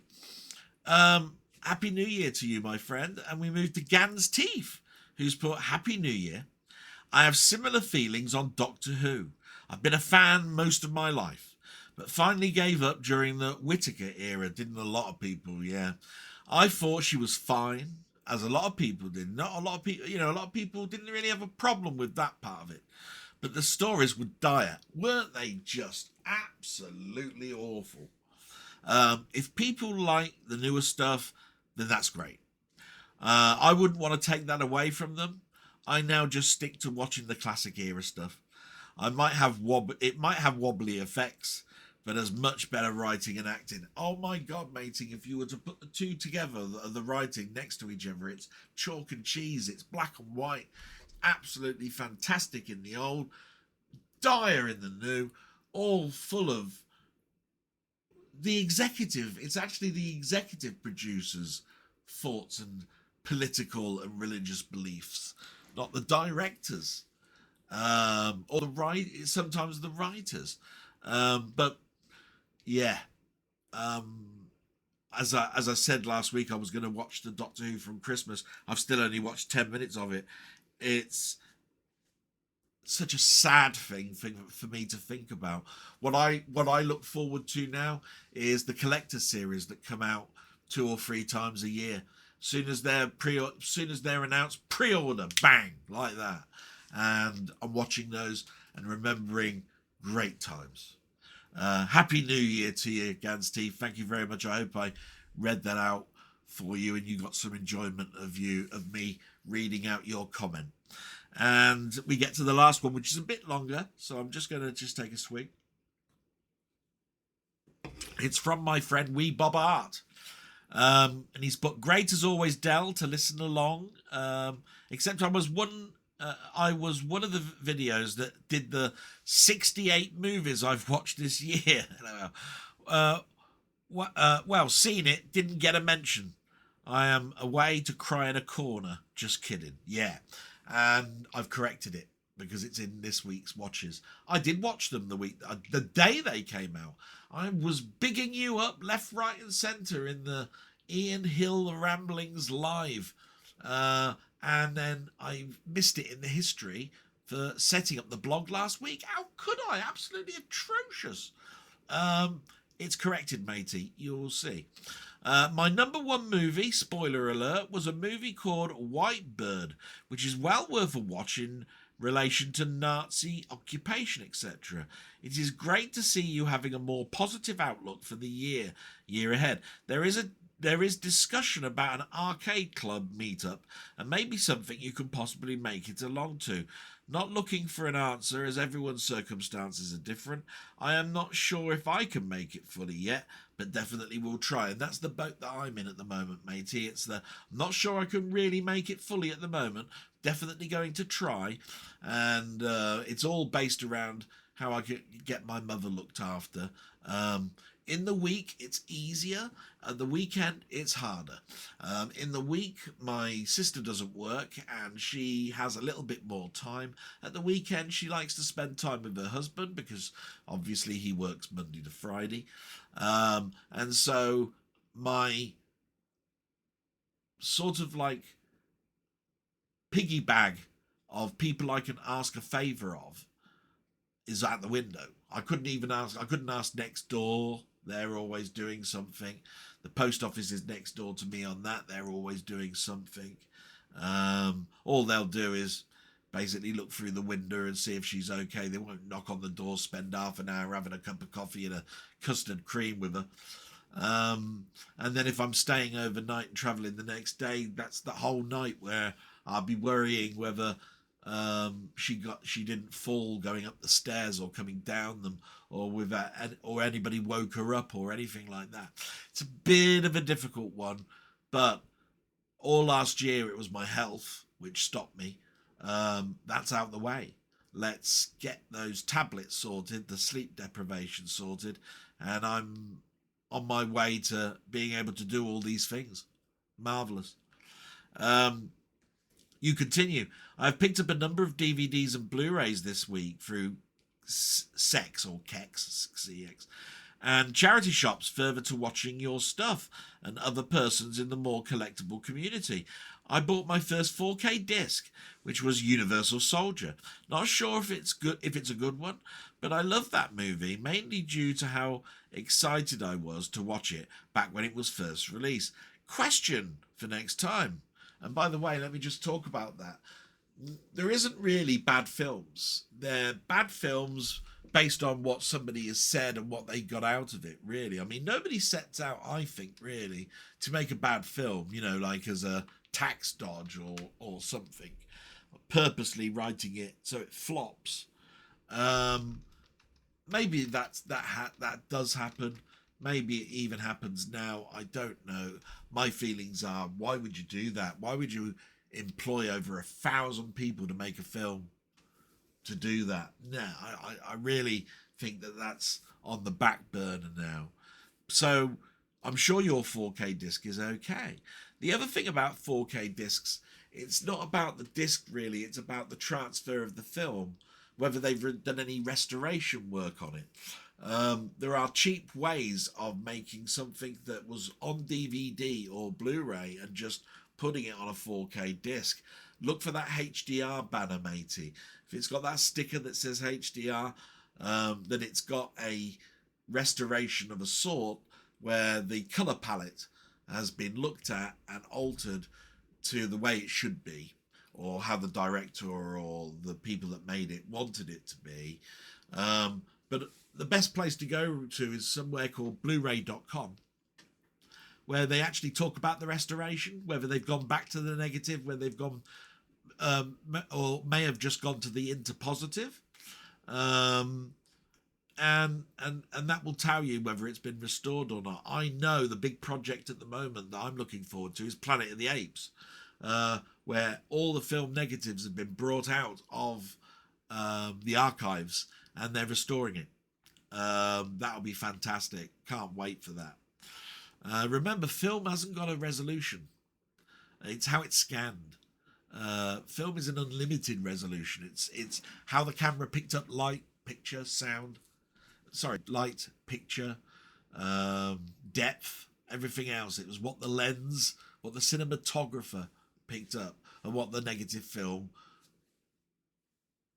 put onto when it was developed. So yeah, it's no resolution involved. Question for next time. I'm likely to be out and about looking in charity shops, mainly to grab movies I want, but is there any movie DVD or otherwise that I should keep an eye out for? Maybe one or two. I'm unlikely to find them, as I'm sure that there are many collectors who swoop in and buy them, sell at keks or keep for their own collections. Anyway, hope you have a good week ahead. I start back at work tomorrow, the 6th of January, just like I did, but that is okay. I've had a very decent Christmas and New Year period, so takes the wins when we can get them. Cheers. That's a hard question because I wouldn't know what your preferences is in films. There is a website that I might try and send to you that lists films that are out of print that are worth picking up. But then you'd look at that list and go, I don't want that shit. Do you know what I mean? It's very difficult. You know, I could tell you, buy a film called Tuesdays with Maury, right? Only on DVD, no Blu-ray of it, no 4K of it, limited run, loads in the States, very few in Britain, in Powel, difficult to get hold of. But then when you get it, you'd go, what's this shit? Just get, what I would do, this is how I look at it. It's good to get these DVDs because they're cheap. They're like 50 pence a pound, something like that. You could then branch into areas that you wouldn't normally do. Now, I'm going to be showing off at the end some things I've bought. You'll see exactly what I mean. Because I went to a charity shop on Wednesday when I went to work, and I bought something for £2. And you'll see it. And I wouldn't normally buy, right? Once you've watched it and you liked it, you then look for the Blu-ray of it. You get the Blu-ray or the 4K of it, and you can then put the DVD back to the charity shop and say, there you are, gave you £2 for this, and we get donating it back, sell it again. They'll be absolutely ecstatic. Don't try and sell it again. That's a little bit sad. I mean, you bought it for a pittance, so it's no qualms for you to give it back and let the charity shop get some money. I don't tend to look at keks much anymore. They're doing what they call getting people from certain collections, losing the covers and printing them, not giving you the original box and the original covers. Best place to look for that is Jim Jam. If you've not subscribed to him or not, look for Jim Jam Movies. He looks for network titles, but he tells you all of the cons and tricks and pros of buying from charity shops. So that's a good one. And there are plenty of YouTube videos of pickups, you know. Look at some of my friends that say Blu-ray and 4K hauls. What they bought this month. Muckman-Movies is another one. Absolutely fantastic. They're brilliant. Other places that you can look, Music Magpie, that's a good one. World of Books, that's another great one. You'll pick up loads there, and they'll be at charity prices, or pretty much close to it. Don't buy the expensive ones. You see something over a £5 on World of Books, you just ignore it and go, nah. Unless it's something you really, really want. But the reason I still buy DVDs is I'm unsure if I really want this in my collection. I want to see the film because I've heard about it. And then basically any ones that I like, I get them on Blu-ray or 4K. Best way of doing it. That's my advice, matey. Can't give you any better than that. Too many to mention that are out of print. And of course, I wouldn't know your personal preference or taste. Thank you so much to everybody who commented. That's that out the way. We'll take a little swig now. and we'll talk very quickly about what I've watched on YouTube. Again, all of this is going to change when we get to year 4.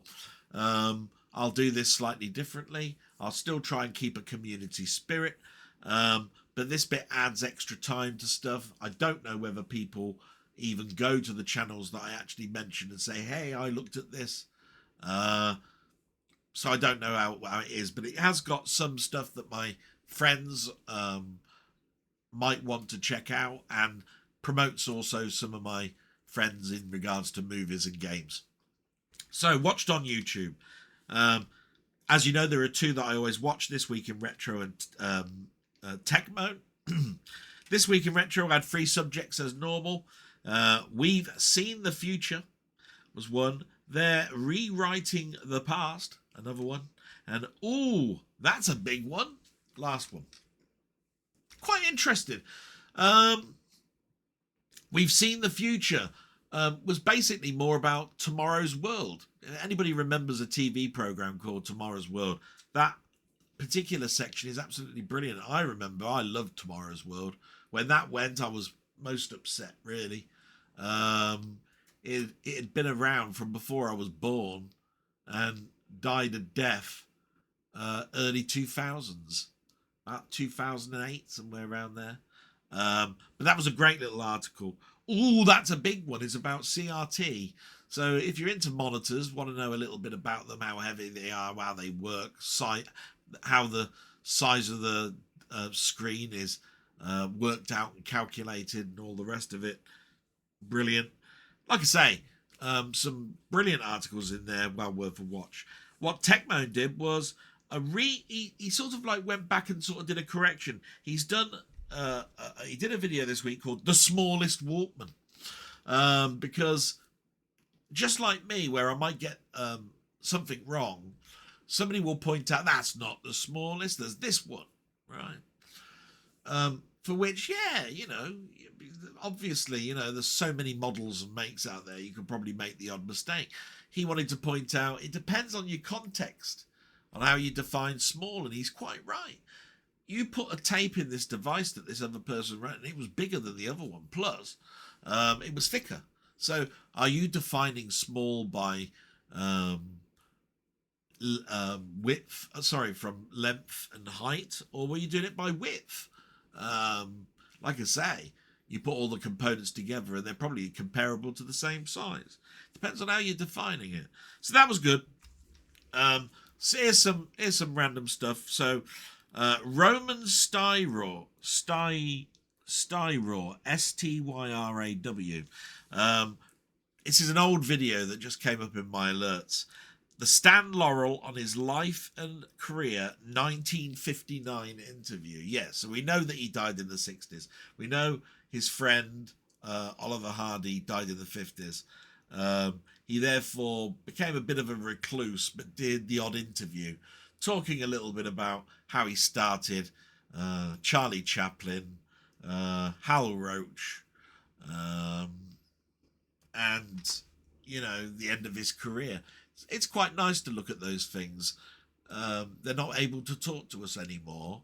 There's obviously books you can read, but it's nice to hear the person's voice and talk about it. You can hear whether they said it with a laugh or whether they were deep in thought and reminiscing with a little bit of remorse. So that's good. The next thing I looked at was a channel called LGR. You'll know that I've talked about them before. Talked about him before, should I say. He did a review of the Pixel X86 Mini DOS and Windows PC first look. Yes. Mini PCs are all all over YouTube. So many different makes and models. This is just yet another one. I still look at these. I like small form factor PCs. I like these turning into gaming consoles, media centers, all of that. So there's the odd one that I'll watch. That was one I watched. One that a series that I watch every day during the week is Chronologically Gaming. I can't help but recommend that channel. He's playing every game that has ever released in every year and every month. He's at November 82. We're trying to get him to 83, but there seems like there was a heck of a lot released on the Atari, ColecoVision, all of those, and all of the odd ones that were only in Japan. So many of those. And PC as well. So, you know, the Apple was there, and it's, you know, it's just amazing. So that was great. I looked at a channel that I mentioned last week called Alexi Eben. He's doing a sort of like update every week, because he's it's called a further update of Elite on the VIC-20. So there's a game called Elite, which I loved. There's a machine called the VIC-20, which was dead by the time Elite came out, just about. And he's trying to get Elite to run on a VIC-20, which would have been unheard of back in the day. It's like trying to write Elite for the Atari 2600. So you can imagine, every week I'm looking forward to that. It's moving really at a blistering pace, and I tell you what, it's looking pretty darn fine when you consider the limitations of the machine. Absolutely brilliant. And then, of course, sometimes I watch a channel called Wurfaby. I am still a gamer. He's been given a key to a game that I mentioned that I was looking forward to in 2025 called Kingdom Come Deliverance 2. And he started to look at it, and he's impressed with it so far. It's got bugs, it's got its issues, but overall, he's loving it. That, to me, is enough to turn around and say, hey, still look forward to that game, because it's out in the next couple of months. So, yeah, looking forward to that. So then we get to the more common ones, which are my friends that I'm subscribers to and so forth. Like I said, I can't watch every week the same people. It's just impossible with work. That doesn't mean I'm not a big fan or a supporter of their channels. So the first one is Ian Hill, The Ramblings.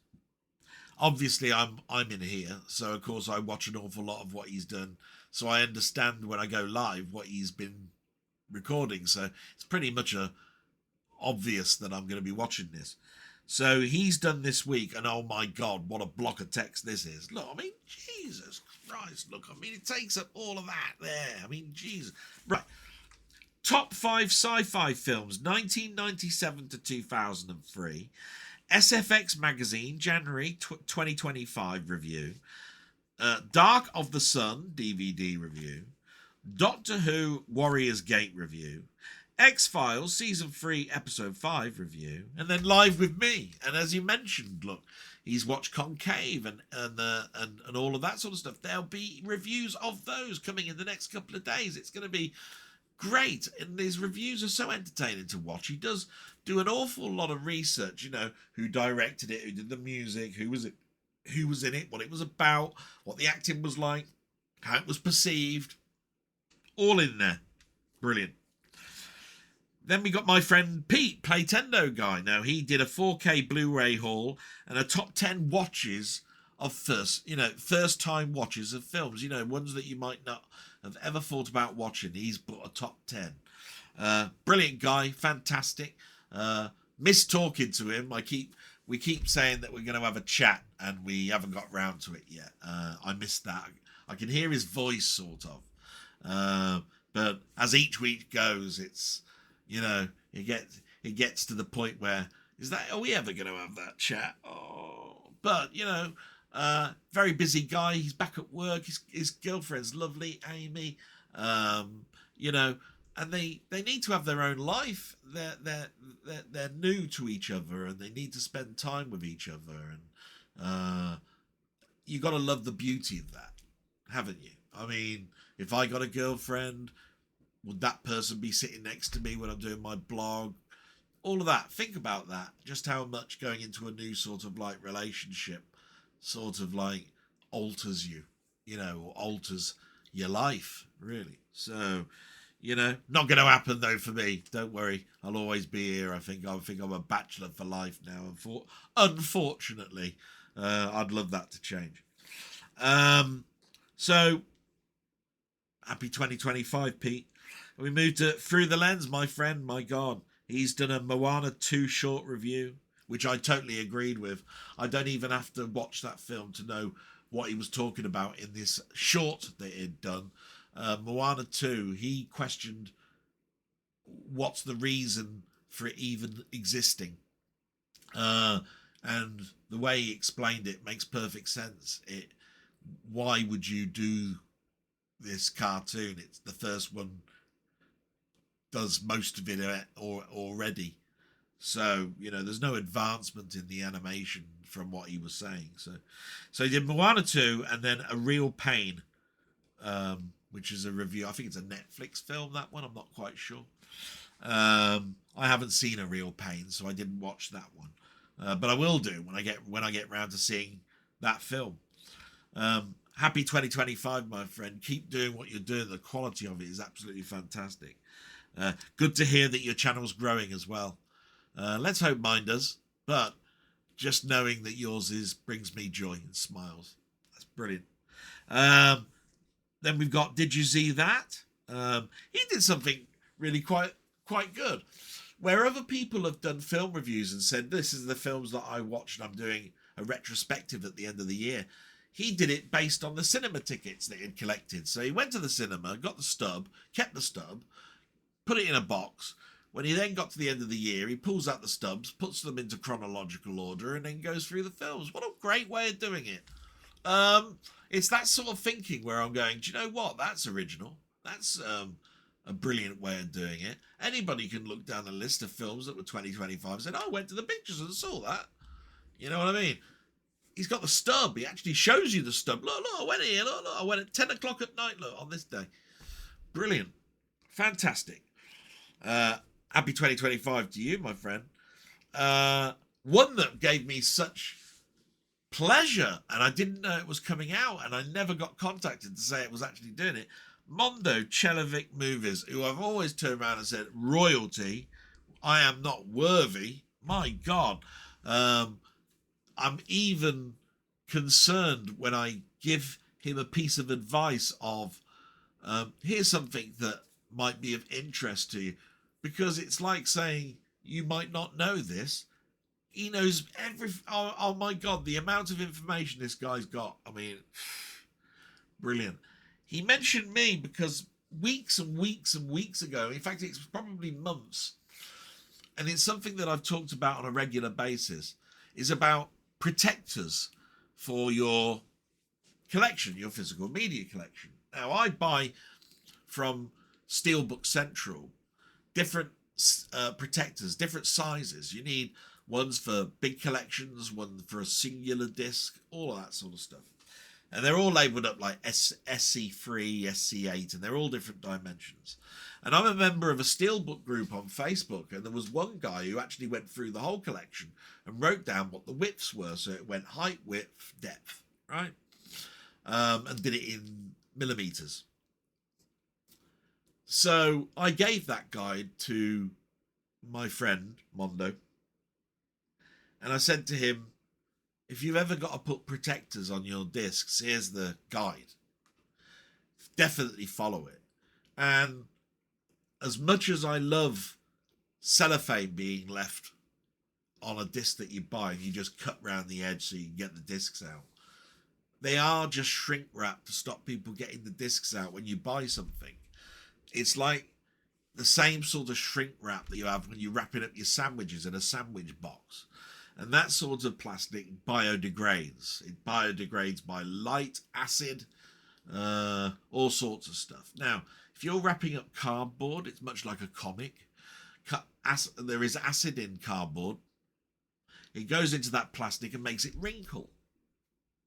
So I have a question mark over the use of keeping the plastic on.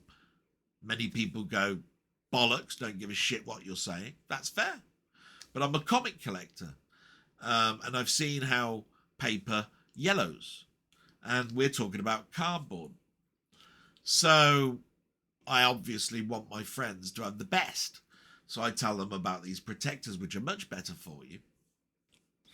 And he's done two videos this week, just showing him putting them into the boxes and letting you know what size he actually chose.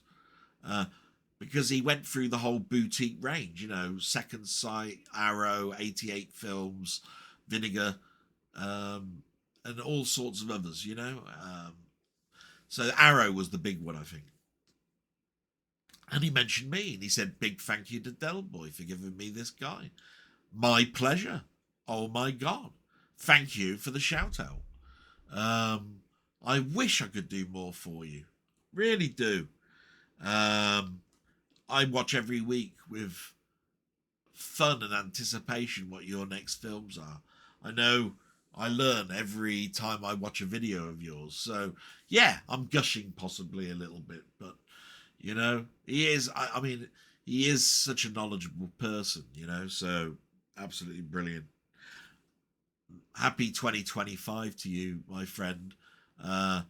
It pleases me no end that I'm in a community where I can talk to a person or send something and it won't get rejected, sneered at, made fun of, or whatever, unless they know that that person will accept that it's being sneered and made fun of. It's you know, it's an in-house joke. You know what I mean?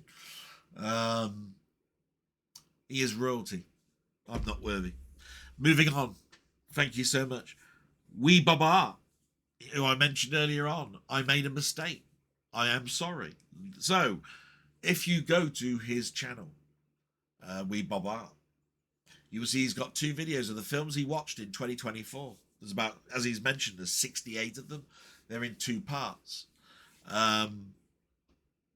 A lot of the films that he watched were based on recommendations from Ian Hill, The Ramblings, and a few from me. Well, one maybe, I don't know. But he did this while playing games, right? So there he is, loading up pinball, right? Playing Jaws and all that. And he's talking about the films, going, oh yeah, I watched this. It's really good, you know. Watch this, shit. You know what I mean? That sort of stuff. While he's trying to play pinball. Ah, brilliant. So entertaining, so nice to see a different way of doing it. As I said, YouTube is full at the moment of retrospectives that were just done in the same way as they've been done year by year by year. And I don't want to poo-poo their channels, because every channel deserves fantastic reviews, I think. I mean, you try sitting in front of a camera and doing this, it's bloody difficult, I can tell you. It's just that I look for originality, I look for the information, and you know, I get that from the ones that I've mentioned, and I'm sure there's a lot more out there that are like it. Thanks to everybody who's got a YouTube channel and all of the entertainment that you give out there, every single one of you. Absolutely brilliant. And the last one I've got here is Jim Jam Movies, who did a pickup and a small rant. Yeah, so he talked about the pickups, and then he did a little small rant, which I can understand. I'm not going to spoil your enjoyment by saying what the rant was. I totally get it. And it is divided on what your opinion would be on that rant. I gave, I think, a text comment to it. Just in a hope that it sort of like clarifies a little bit about it. But anyway, my mate Jim Jam, absolutely fantastic channel. He's had a bit of a break, which means that you haven't seen stuff from him for the last week or so. He's back, and that means going back to his channel and watching some of his stuff. And the last thing is your YouTube, which, if you remember, is all of my friends that sort of like are in my Discord, my friends' Discord, or people that I basically regularly speak to. And like I say, every single one of these is a gem. There's Down the Rabbit Hole. Here we go. He did a video called I Got an Atari Whiskey Decanter. Yes. So he's bought this collection set of an Atari joystick with 2 tumblers that you put whiskey in. It's a decanter. He loves decanters. He loves his whiskey. So he wanted to show it off. Absolutely brilliant. Then he went to the point of doing a second video of what is the best whiskey that you could put in for this decanter that would show it off, going to the point that the Atari 2600 that it's based on, this decanter, would have been veneer, brown veneer. So he looked for the closest whiskey that he thought would complement being filled into this decanter. Absolutely brilliant. Loved it. What a great thing to do. I happened to mention to him, do you know what? I used to love whiskey hip flasks, right? I didn't collect them, but I had a favourite that was handed to me. And I asked him, have you got a whiskey decanter? A whiskey hip flask. They're not just for women. They're not putting garterbouts. These are people that used to live on farms, or gentry, as I call them, and go shooting. You know, rabbiting, clay pigeon shooting, all of that sort of stuff. And so, from that point of view, they carried little whiskey flasks with them, you know. And I had one that was handed to me. Brilliant. So then we moved to Robert's Retro Gaming, and he again is doing something sort of like mini part of me, you know, that suggested it. I bought him a game called Subnautica. It's quite an old game. It's just, I wanted him to have it and go, do you know what? You want to spend some time playing a game? Play this. You might actually get some fun out of it. And I told him that I've got it. I've played it. Steve's played it. We've had it. You haven't got it. Hope you love it. Merry Christmas. Happy New Year. Well, he's up to episode 5. And he's probably up to episode 6 by the time I'm writing this. Absolutely brilliant watching him. It's great. There he is going around going, sod it. I don't know what I'm supposed to be doing with this. I have a clue where I'm going. I have no idea what the story is, etc., etc. And we're learning with him, which is just like my Astroneer series, which I'm up to episode 13, 14 of. We learn the game together, and you watch us play and have fun on the game. It's might make you go out and buy the game. There are many major sales going on at the moment, so brilliant. So anyway, Subnautica, he's up to episode 5, 6. So 5 is the last one I watched.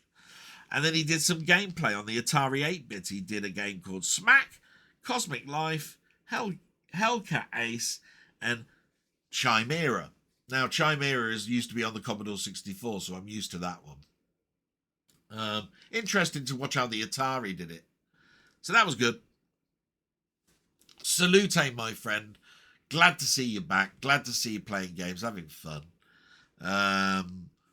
There is one more. You see, like I said, I composed this on a Saturday, but I'm pretty sure that he's done a Bomb Jack video, if I remember rightly, from the arcades in there. It's a high score challenge one. So add that to the list. All right. I'll have to actually write that on here as well. I'm going to put arcade Bomb Jack. Just so I don't mention it next week, because it is before the 7 days. Thank you so much, my friend. Keep doing all the work. Royalty, Canadian royalty. I'm not worthy.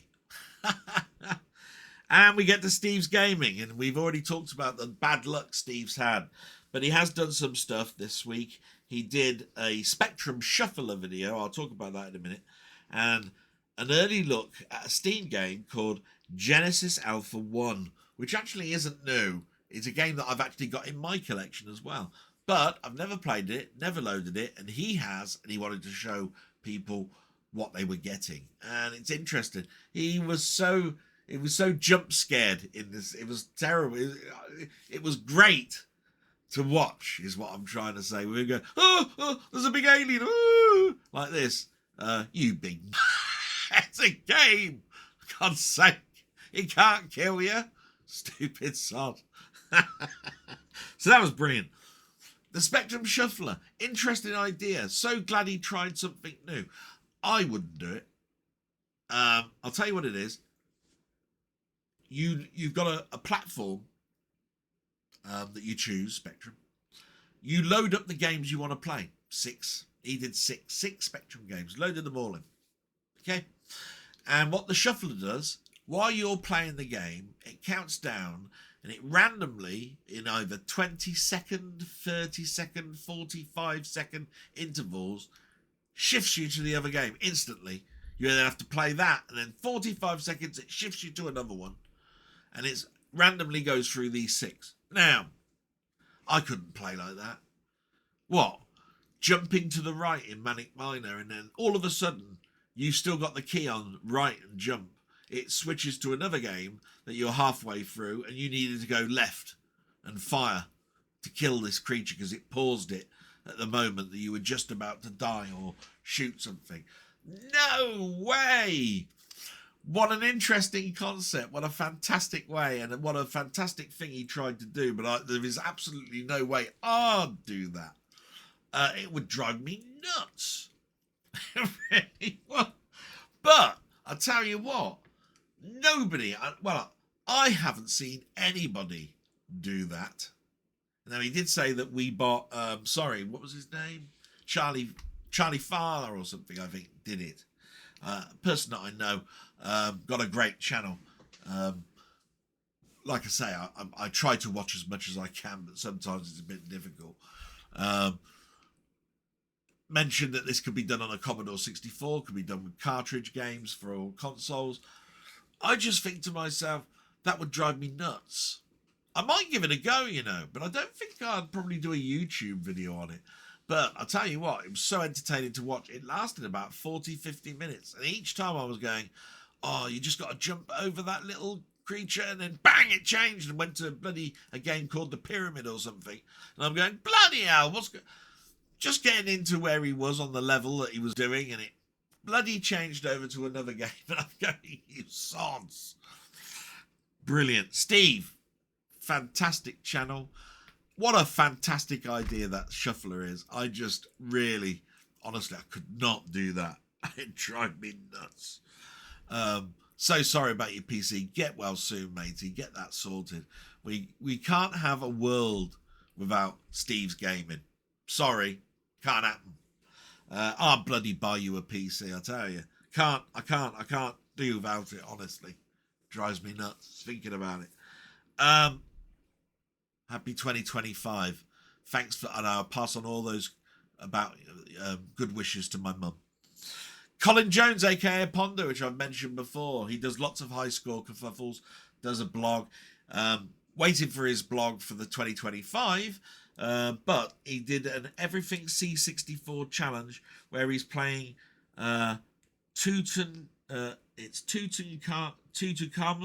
Returns. It's not Tutankhamun, I think it's a tank or something type game.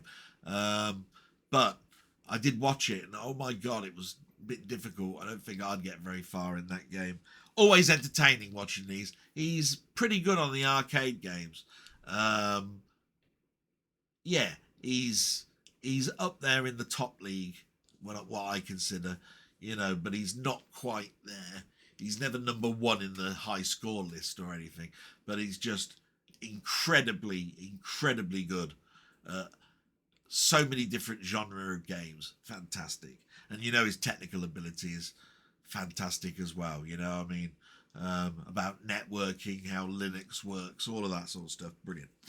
Then we've got Seb's Place. So happy 2025 to you, my friend. Seb's Place has done a video called Stealing Target Renegade. Most people will know what that's all going to be about then. It's about the game Target Renegade, or the game called Renegade. 20-minute short video, fantastic production values. Go and watch it. It makes sense. Lovely guy. Like I say, he used to bring out a lot of content that was not quite so well edited as it is now. So there's less content. But when he does come out with something, top notch. So there you go. Stealing Target Renegade. And then we get to my friend Mamemeister. What can I say? Fantastic guy. He's on holiday at the moment. He's done his live stream. He's done his waffle. He's off now on holiday. But he's even said in his waffle, I've got stuff that will be coming out while I'm on holiday. I've pre-recorded it. I've loaded it up on YouTube. It'll be coming out. Brilliant. He always thinking about us while he's sunning away in a Mediterranean island. Bastard. Going to summer climate areas while we're freezing our nuts off. Bastard. Fucking shit. No. Brilliant. And that's the end pretty much of that, other than what I've bought and so forth. So will overhead cam work? I'm not sure. There we go. And these are what come this week. Finally, from Disney, this first series of Hawkeye steelbooks come out. Very expensive, these steelbooks. Should be a lot cheaper, I feel. They bring them out in 4s. So this is the first one. So I'm pretty sure the other 3 are going to be coming out. They'll be Star Wars and Marvel related. I've already talked about this film from a digital perspective, but this is the film The Duchess. Bought it cheap. It comes with a slipcover look, as you can see, cardboard. And I think, really, looking at it, it's starting to change colour. So it's probably one that's been in the window or light as it is, which is why the protection is required. Just to see if you can freeze that. It's a fantastic film. I had to buy it. It was very cheap. Lovely thing. Then we've got a film that I saw many, many years ago called The Usual Suspects. This has got now a 4K HDR transfer. I'll turn it around. It's got a lot of extras. This one is worth a rewatch based on the performances rather than the film. Once you know who the suspect is, it's a bit like The Sixth Sense. Once you know, what's the point in rewatching it? But there is for that one. The performances are absolutely fantastic. And then one that we've been waiting, a year and a half for? Seven. Seven has finally come out. It's not in the box sets that they initially said that they were going to bring it out in. They've only done 2 versions, a digipack version and this steelbook. Nice that you got 2 options though. The digipack is cheaper, obviously. There's the back of it. It's in cinemas at the moment as a re-release. It's the second film by David Fincher. It's absolutely fantastic. I've got this. I bought this on Laserdisc for £110 when it came out. In a Criterion collection. I've still got it. In fact, I've shown it in one of my early blogs if you go back that far. And I've even taken out the inner sleeve saying why it was so expensive. Well worth a watch. You need to go back to something like blog 10 or something for that. Quite some time back. But we're so glad that 7 is out. I've got the lovely steelbook. It is quite nice. Like I say, every time I watch 7, I still go to another film called Copycat, which is absolutely brilliant. Copycat is the same sort of thing, serial killer type stuff, only it's got Sigourney Weaver in. But the music by Christopher Young, fantastic. Oh my God. Definitely worth checking out just for the score. This is from the charity shop that I bought for £2. It's a Betty Davis collection. This is what I was talking about earlier. I wanted this because of 2 films. All About Eve and The Virgin Queen. Now, The Virgin Queen I've seen many, many times, right? And I love the film. But I haven't seen All About Eve. I love Betty Davis films. And like I say, for £2, you've got 3 films. And if you like the quality of what you see, you could then look and see if they've upscaled it and then buy it as a proper disc in a higher resolution, like in Blu-ray or in a restored nature with colour palette changes for HDR. So £2, 3 films. What can I say? Absolutely fantastic. Got that from a charity shop. And then the most expensive item, my omnibuses, as you know. I buy lots of these omnibuses and I pre-order them. This one is the DC versus Marvel, the Amalgam Age omnibuses. You might remember I've shown you DC versus Marvel before, but that was where the characters fight each other. Look at the cover quite closely on that. That's not Wonder Woman. That's not Batman. That's not Captain America. If you look, Batman looks like he's got Wolverine claws, and that's because it's amalgam, right? Join the 2 characters together to get a different character. In this case, it's Batclaw. Oh, I think that's what his name is. Yeah. You got Wonder Woman and Storm. So you got Wonder Woman from DC, Storm from Marvel. You've got a Wonder Woman now that controls the weather. Brilliant.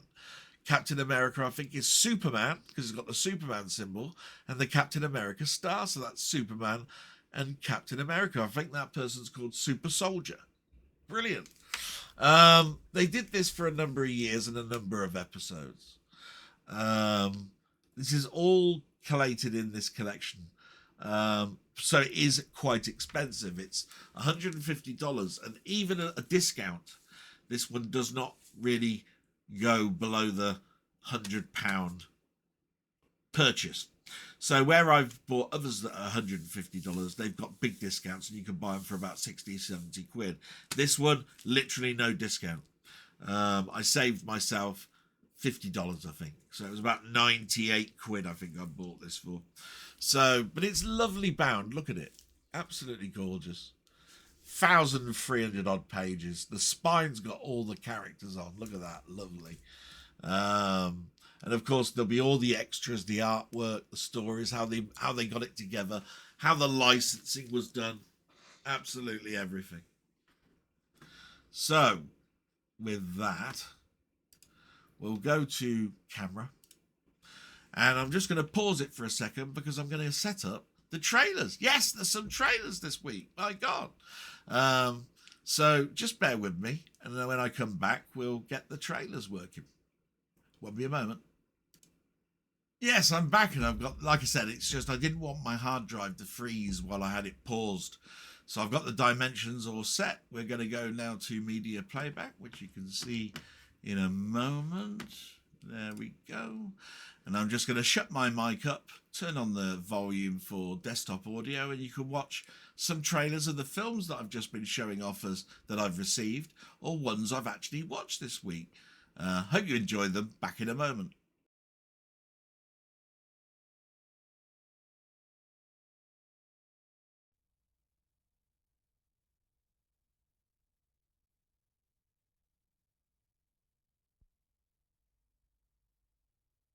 The greatest trick the devil ever pulled was convincing the world he didn't exist.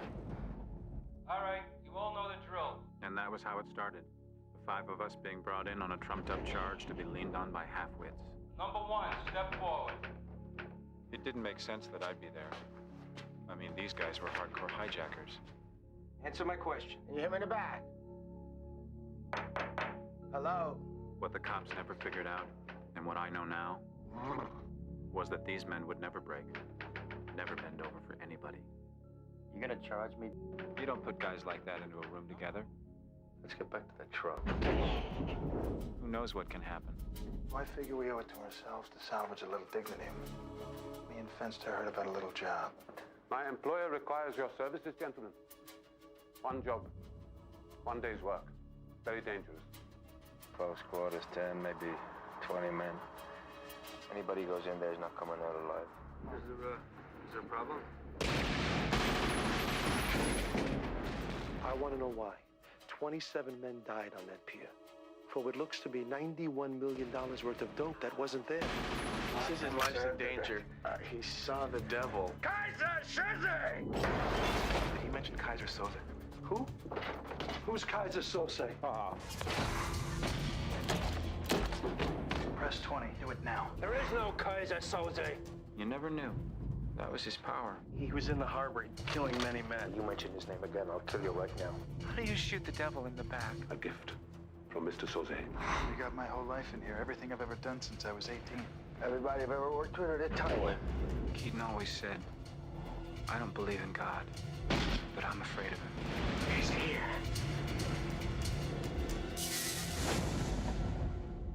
Well, I believe in God. And the only thing that scares me is Kaiser Soze. And like that, he's gone.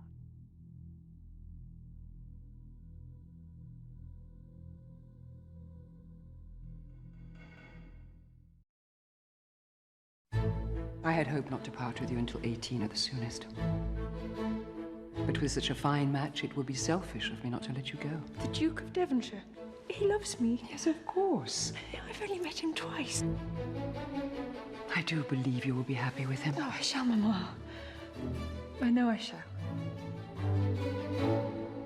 The Duchess of Devonshire. What do they want? To see me and my new wife. You'll get used to it. How's the campaign going? Terribly. Perhaps we could use my ability to draw attention to our advantage. Ladies and gentlemen, I give you Mr. Charles Gray. Change is upon us. We shall not go back to the old ways. I fail to comprehend how far we are fully committed to the concept of freedom. Freedom in moderation. The concept of freedom is an absolute. You will give up your politics and settle down to the task at hand, providing the Duke with a son. I ask but two things when we wed, loyalty and a male heir. Is it always like this? As they say, the Duke of Devonshire must be the only man not in love with his wife.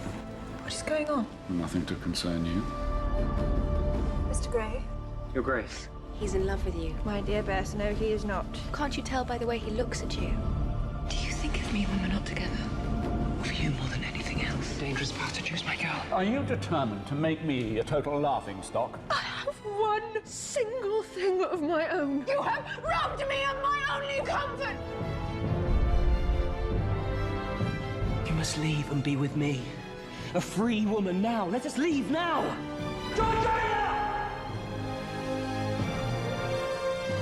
You won't give him up? This will be the mistake of your life. No. I made that many years ago. All London is talking. Let them talk. You can't ask me to battle nature in my own heart. Not now. Not now.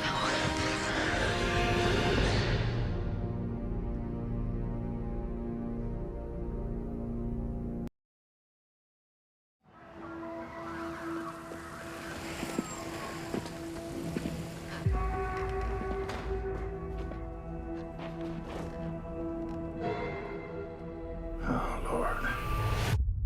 We have ourselves a homicide. If I may speak freely, this should not be his first assignment. I've worked homicide 5 years. Not here. For how long have you lived here? Too long. 911, what's your emergency? No fingerprints. No witnesses of any kind. No. It means that this is beginning. There are 7 deadly sins. Gluttony, greed, pride, sloth, wrath, lust, and envy. Dick! You want to come take a look at this?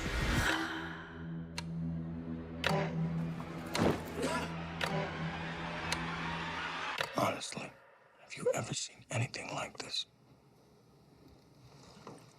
No. This guy's methodical, exacting, and worst of all, patient. Man! Like what you do for a living? These things you see. Oh, God, he had a gun in my mouth. He's 2 murders away from completing his masterpiece.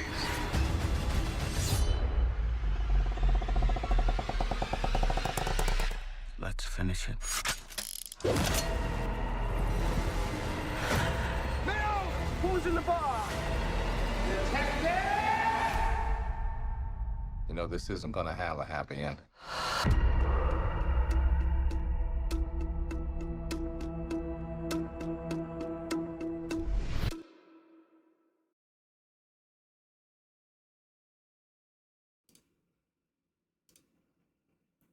And there we go. I've got the mic back on and the other's volume off.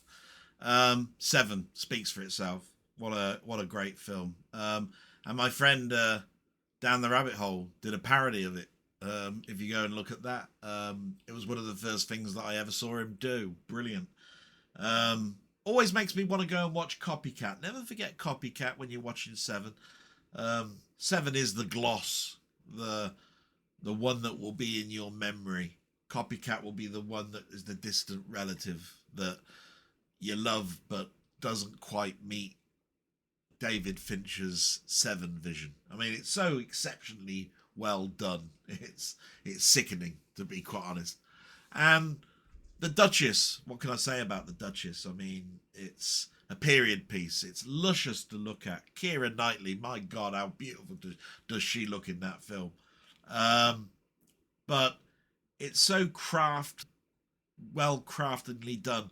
And I picked up an awful lot about history while enjoying the film. I don't really go for love stories and all of that sort of stuff, but I'm looking at it from what Ian Hill actually said. Social standings at the time were like this, and many people got married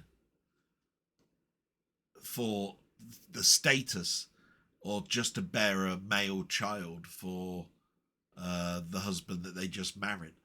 So yeah, and you know, basically Parliament was all new and all of this sort of stuff. You just pick it up and you're riveted, going, wow, what I wonder what it was like living in them years. And that's what I do every time I'm watching it. I never used to like history. I love this, you know, all about, you know, I mean, this is further on, don't get me wrong, but I love all the Queen Elizabeth I, Henry VIII.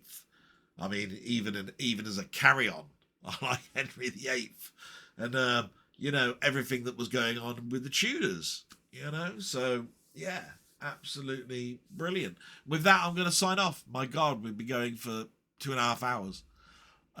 Like I say, I do talk for England. With that, I just want to say thank you to everybody. Happy 2025 to everybody. So looking forward to the rest of the year. A major change in my life. I hope things will just go well in yours. And with that, I'm going to say salute. And hopefully I'll see you around for the next one. Thank you so much for watching.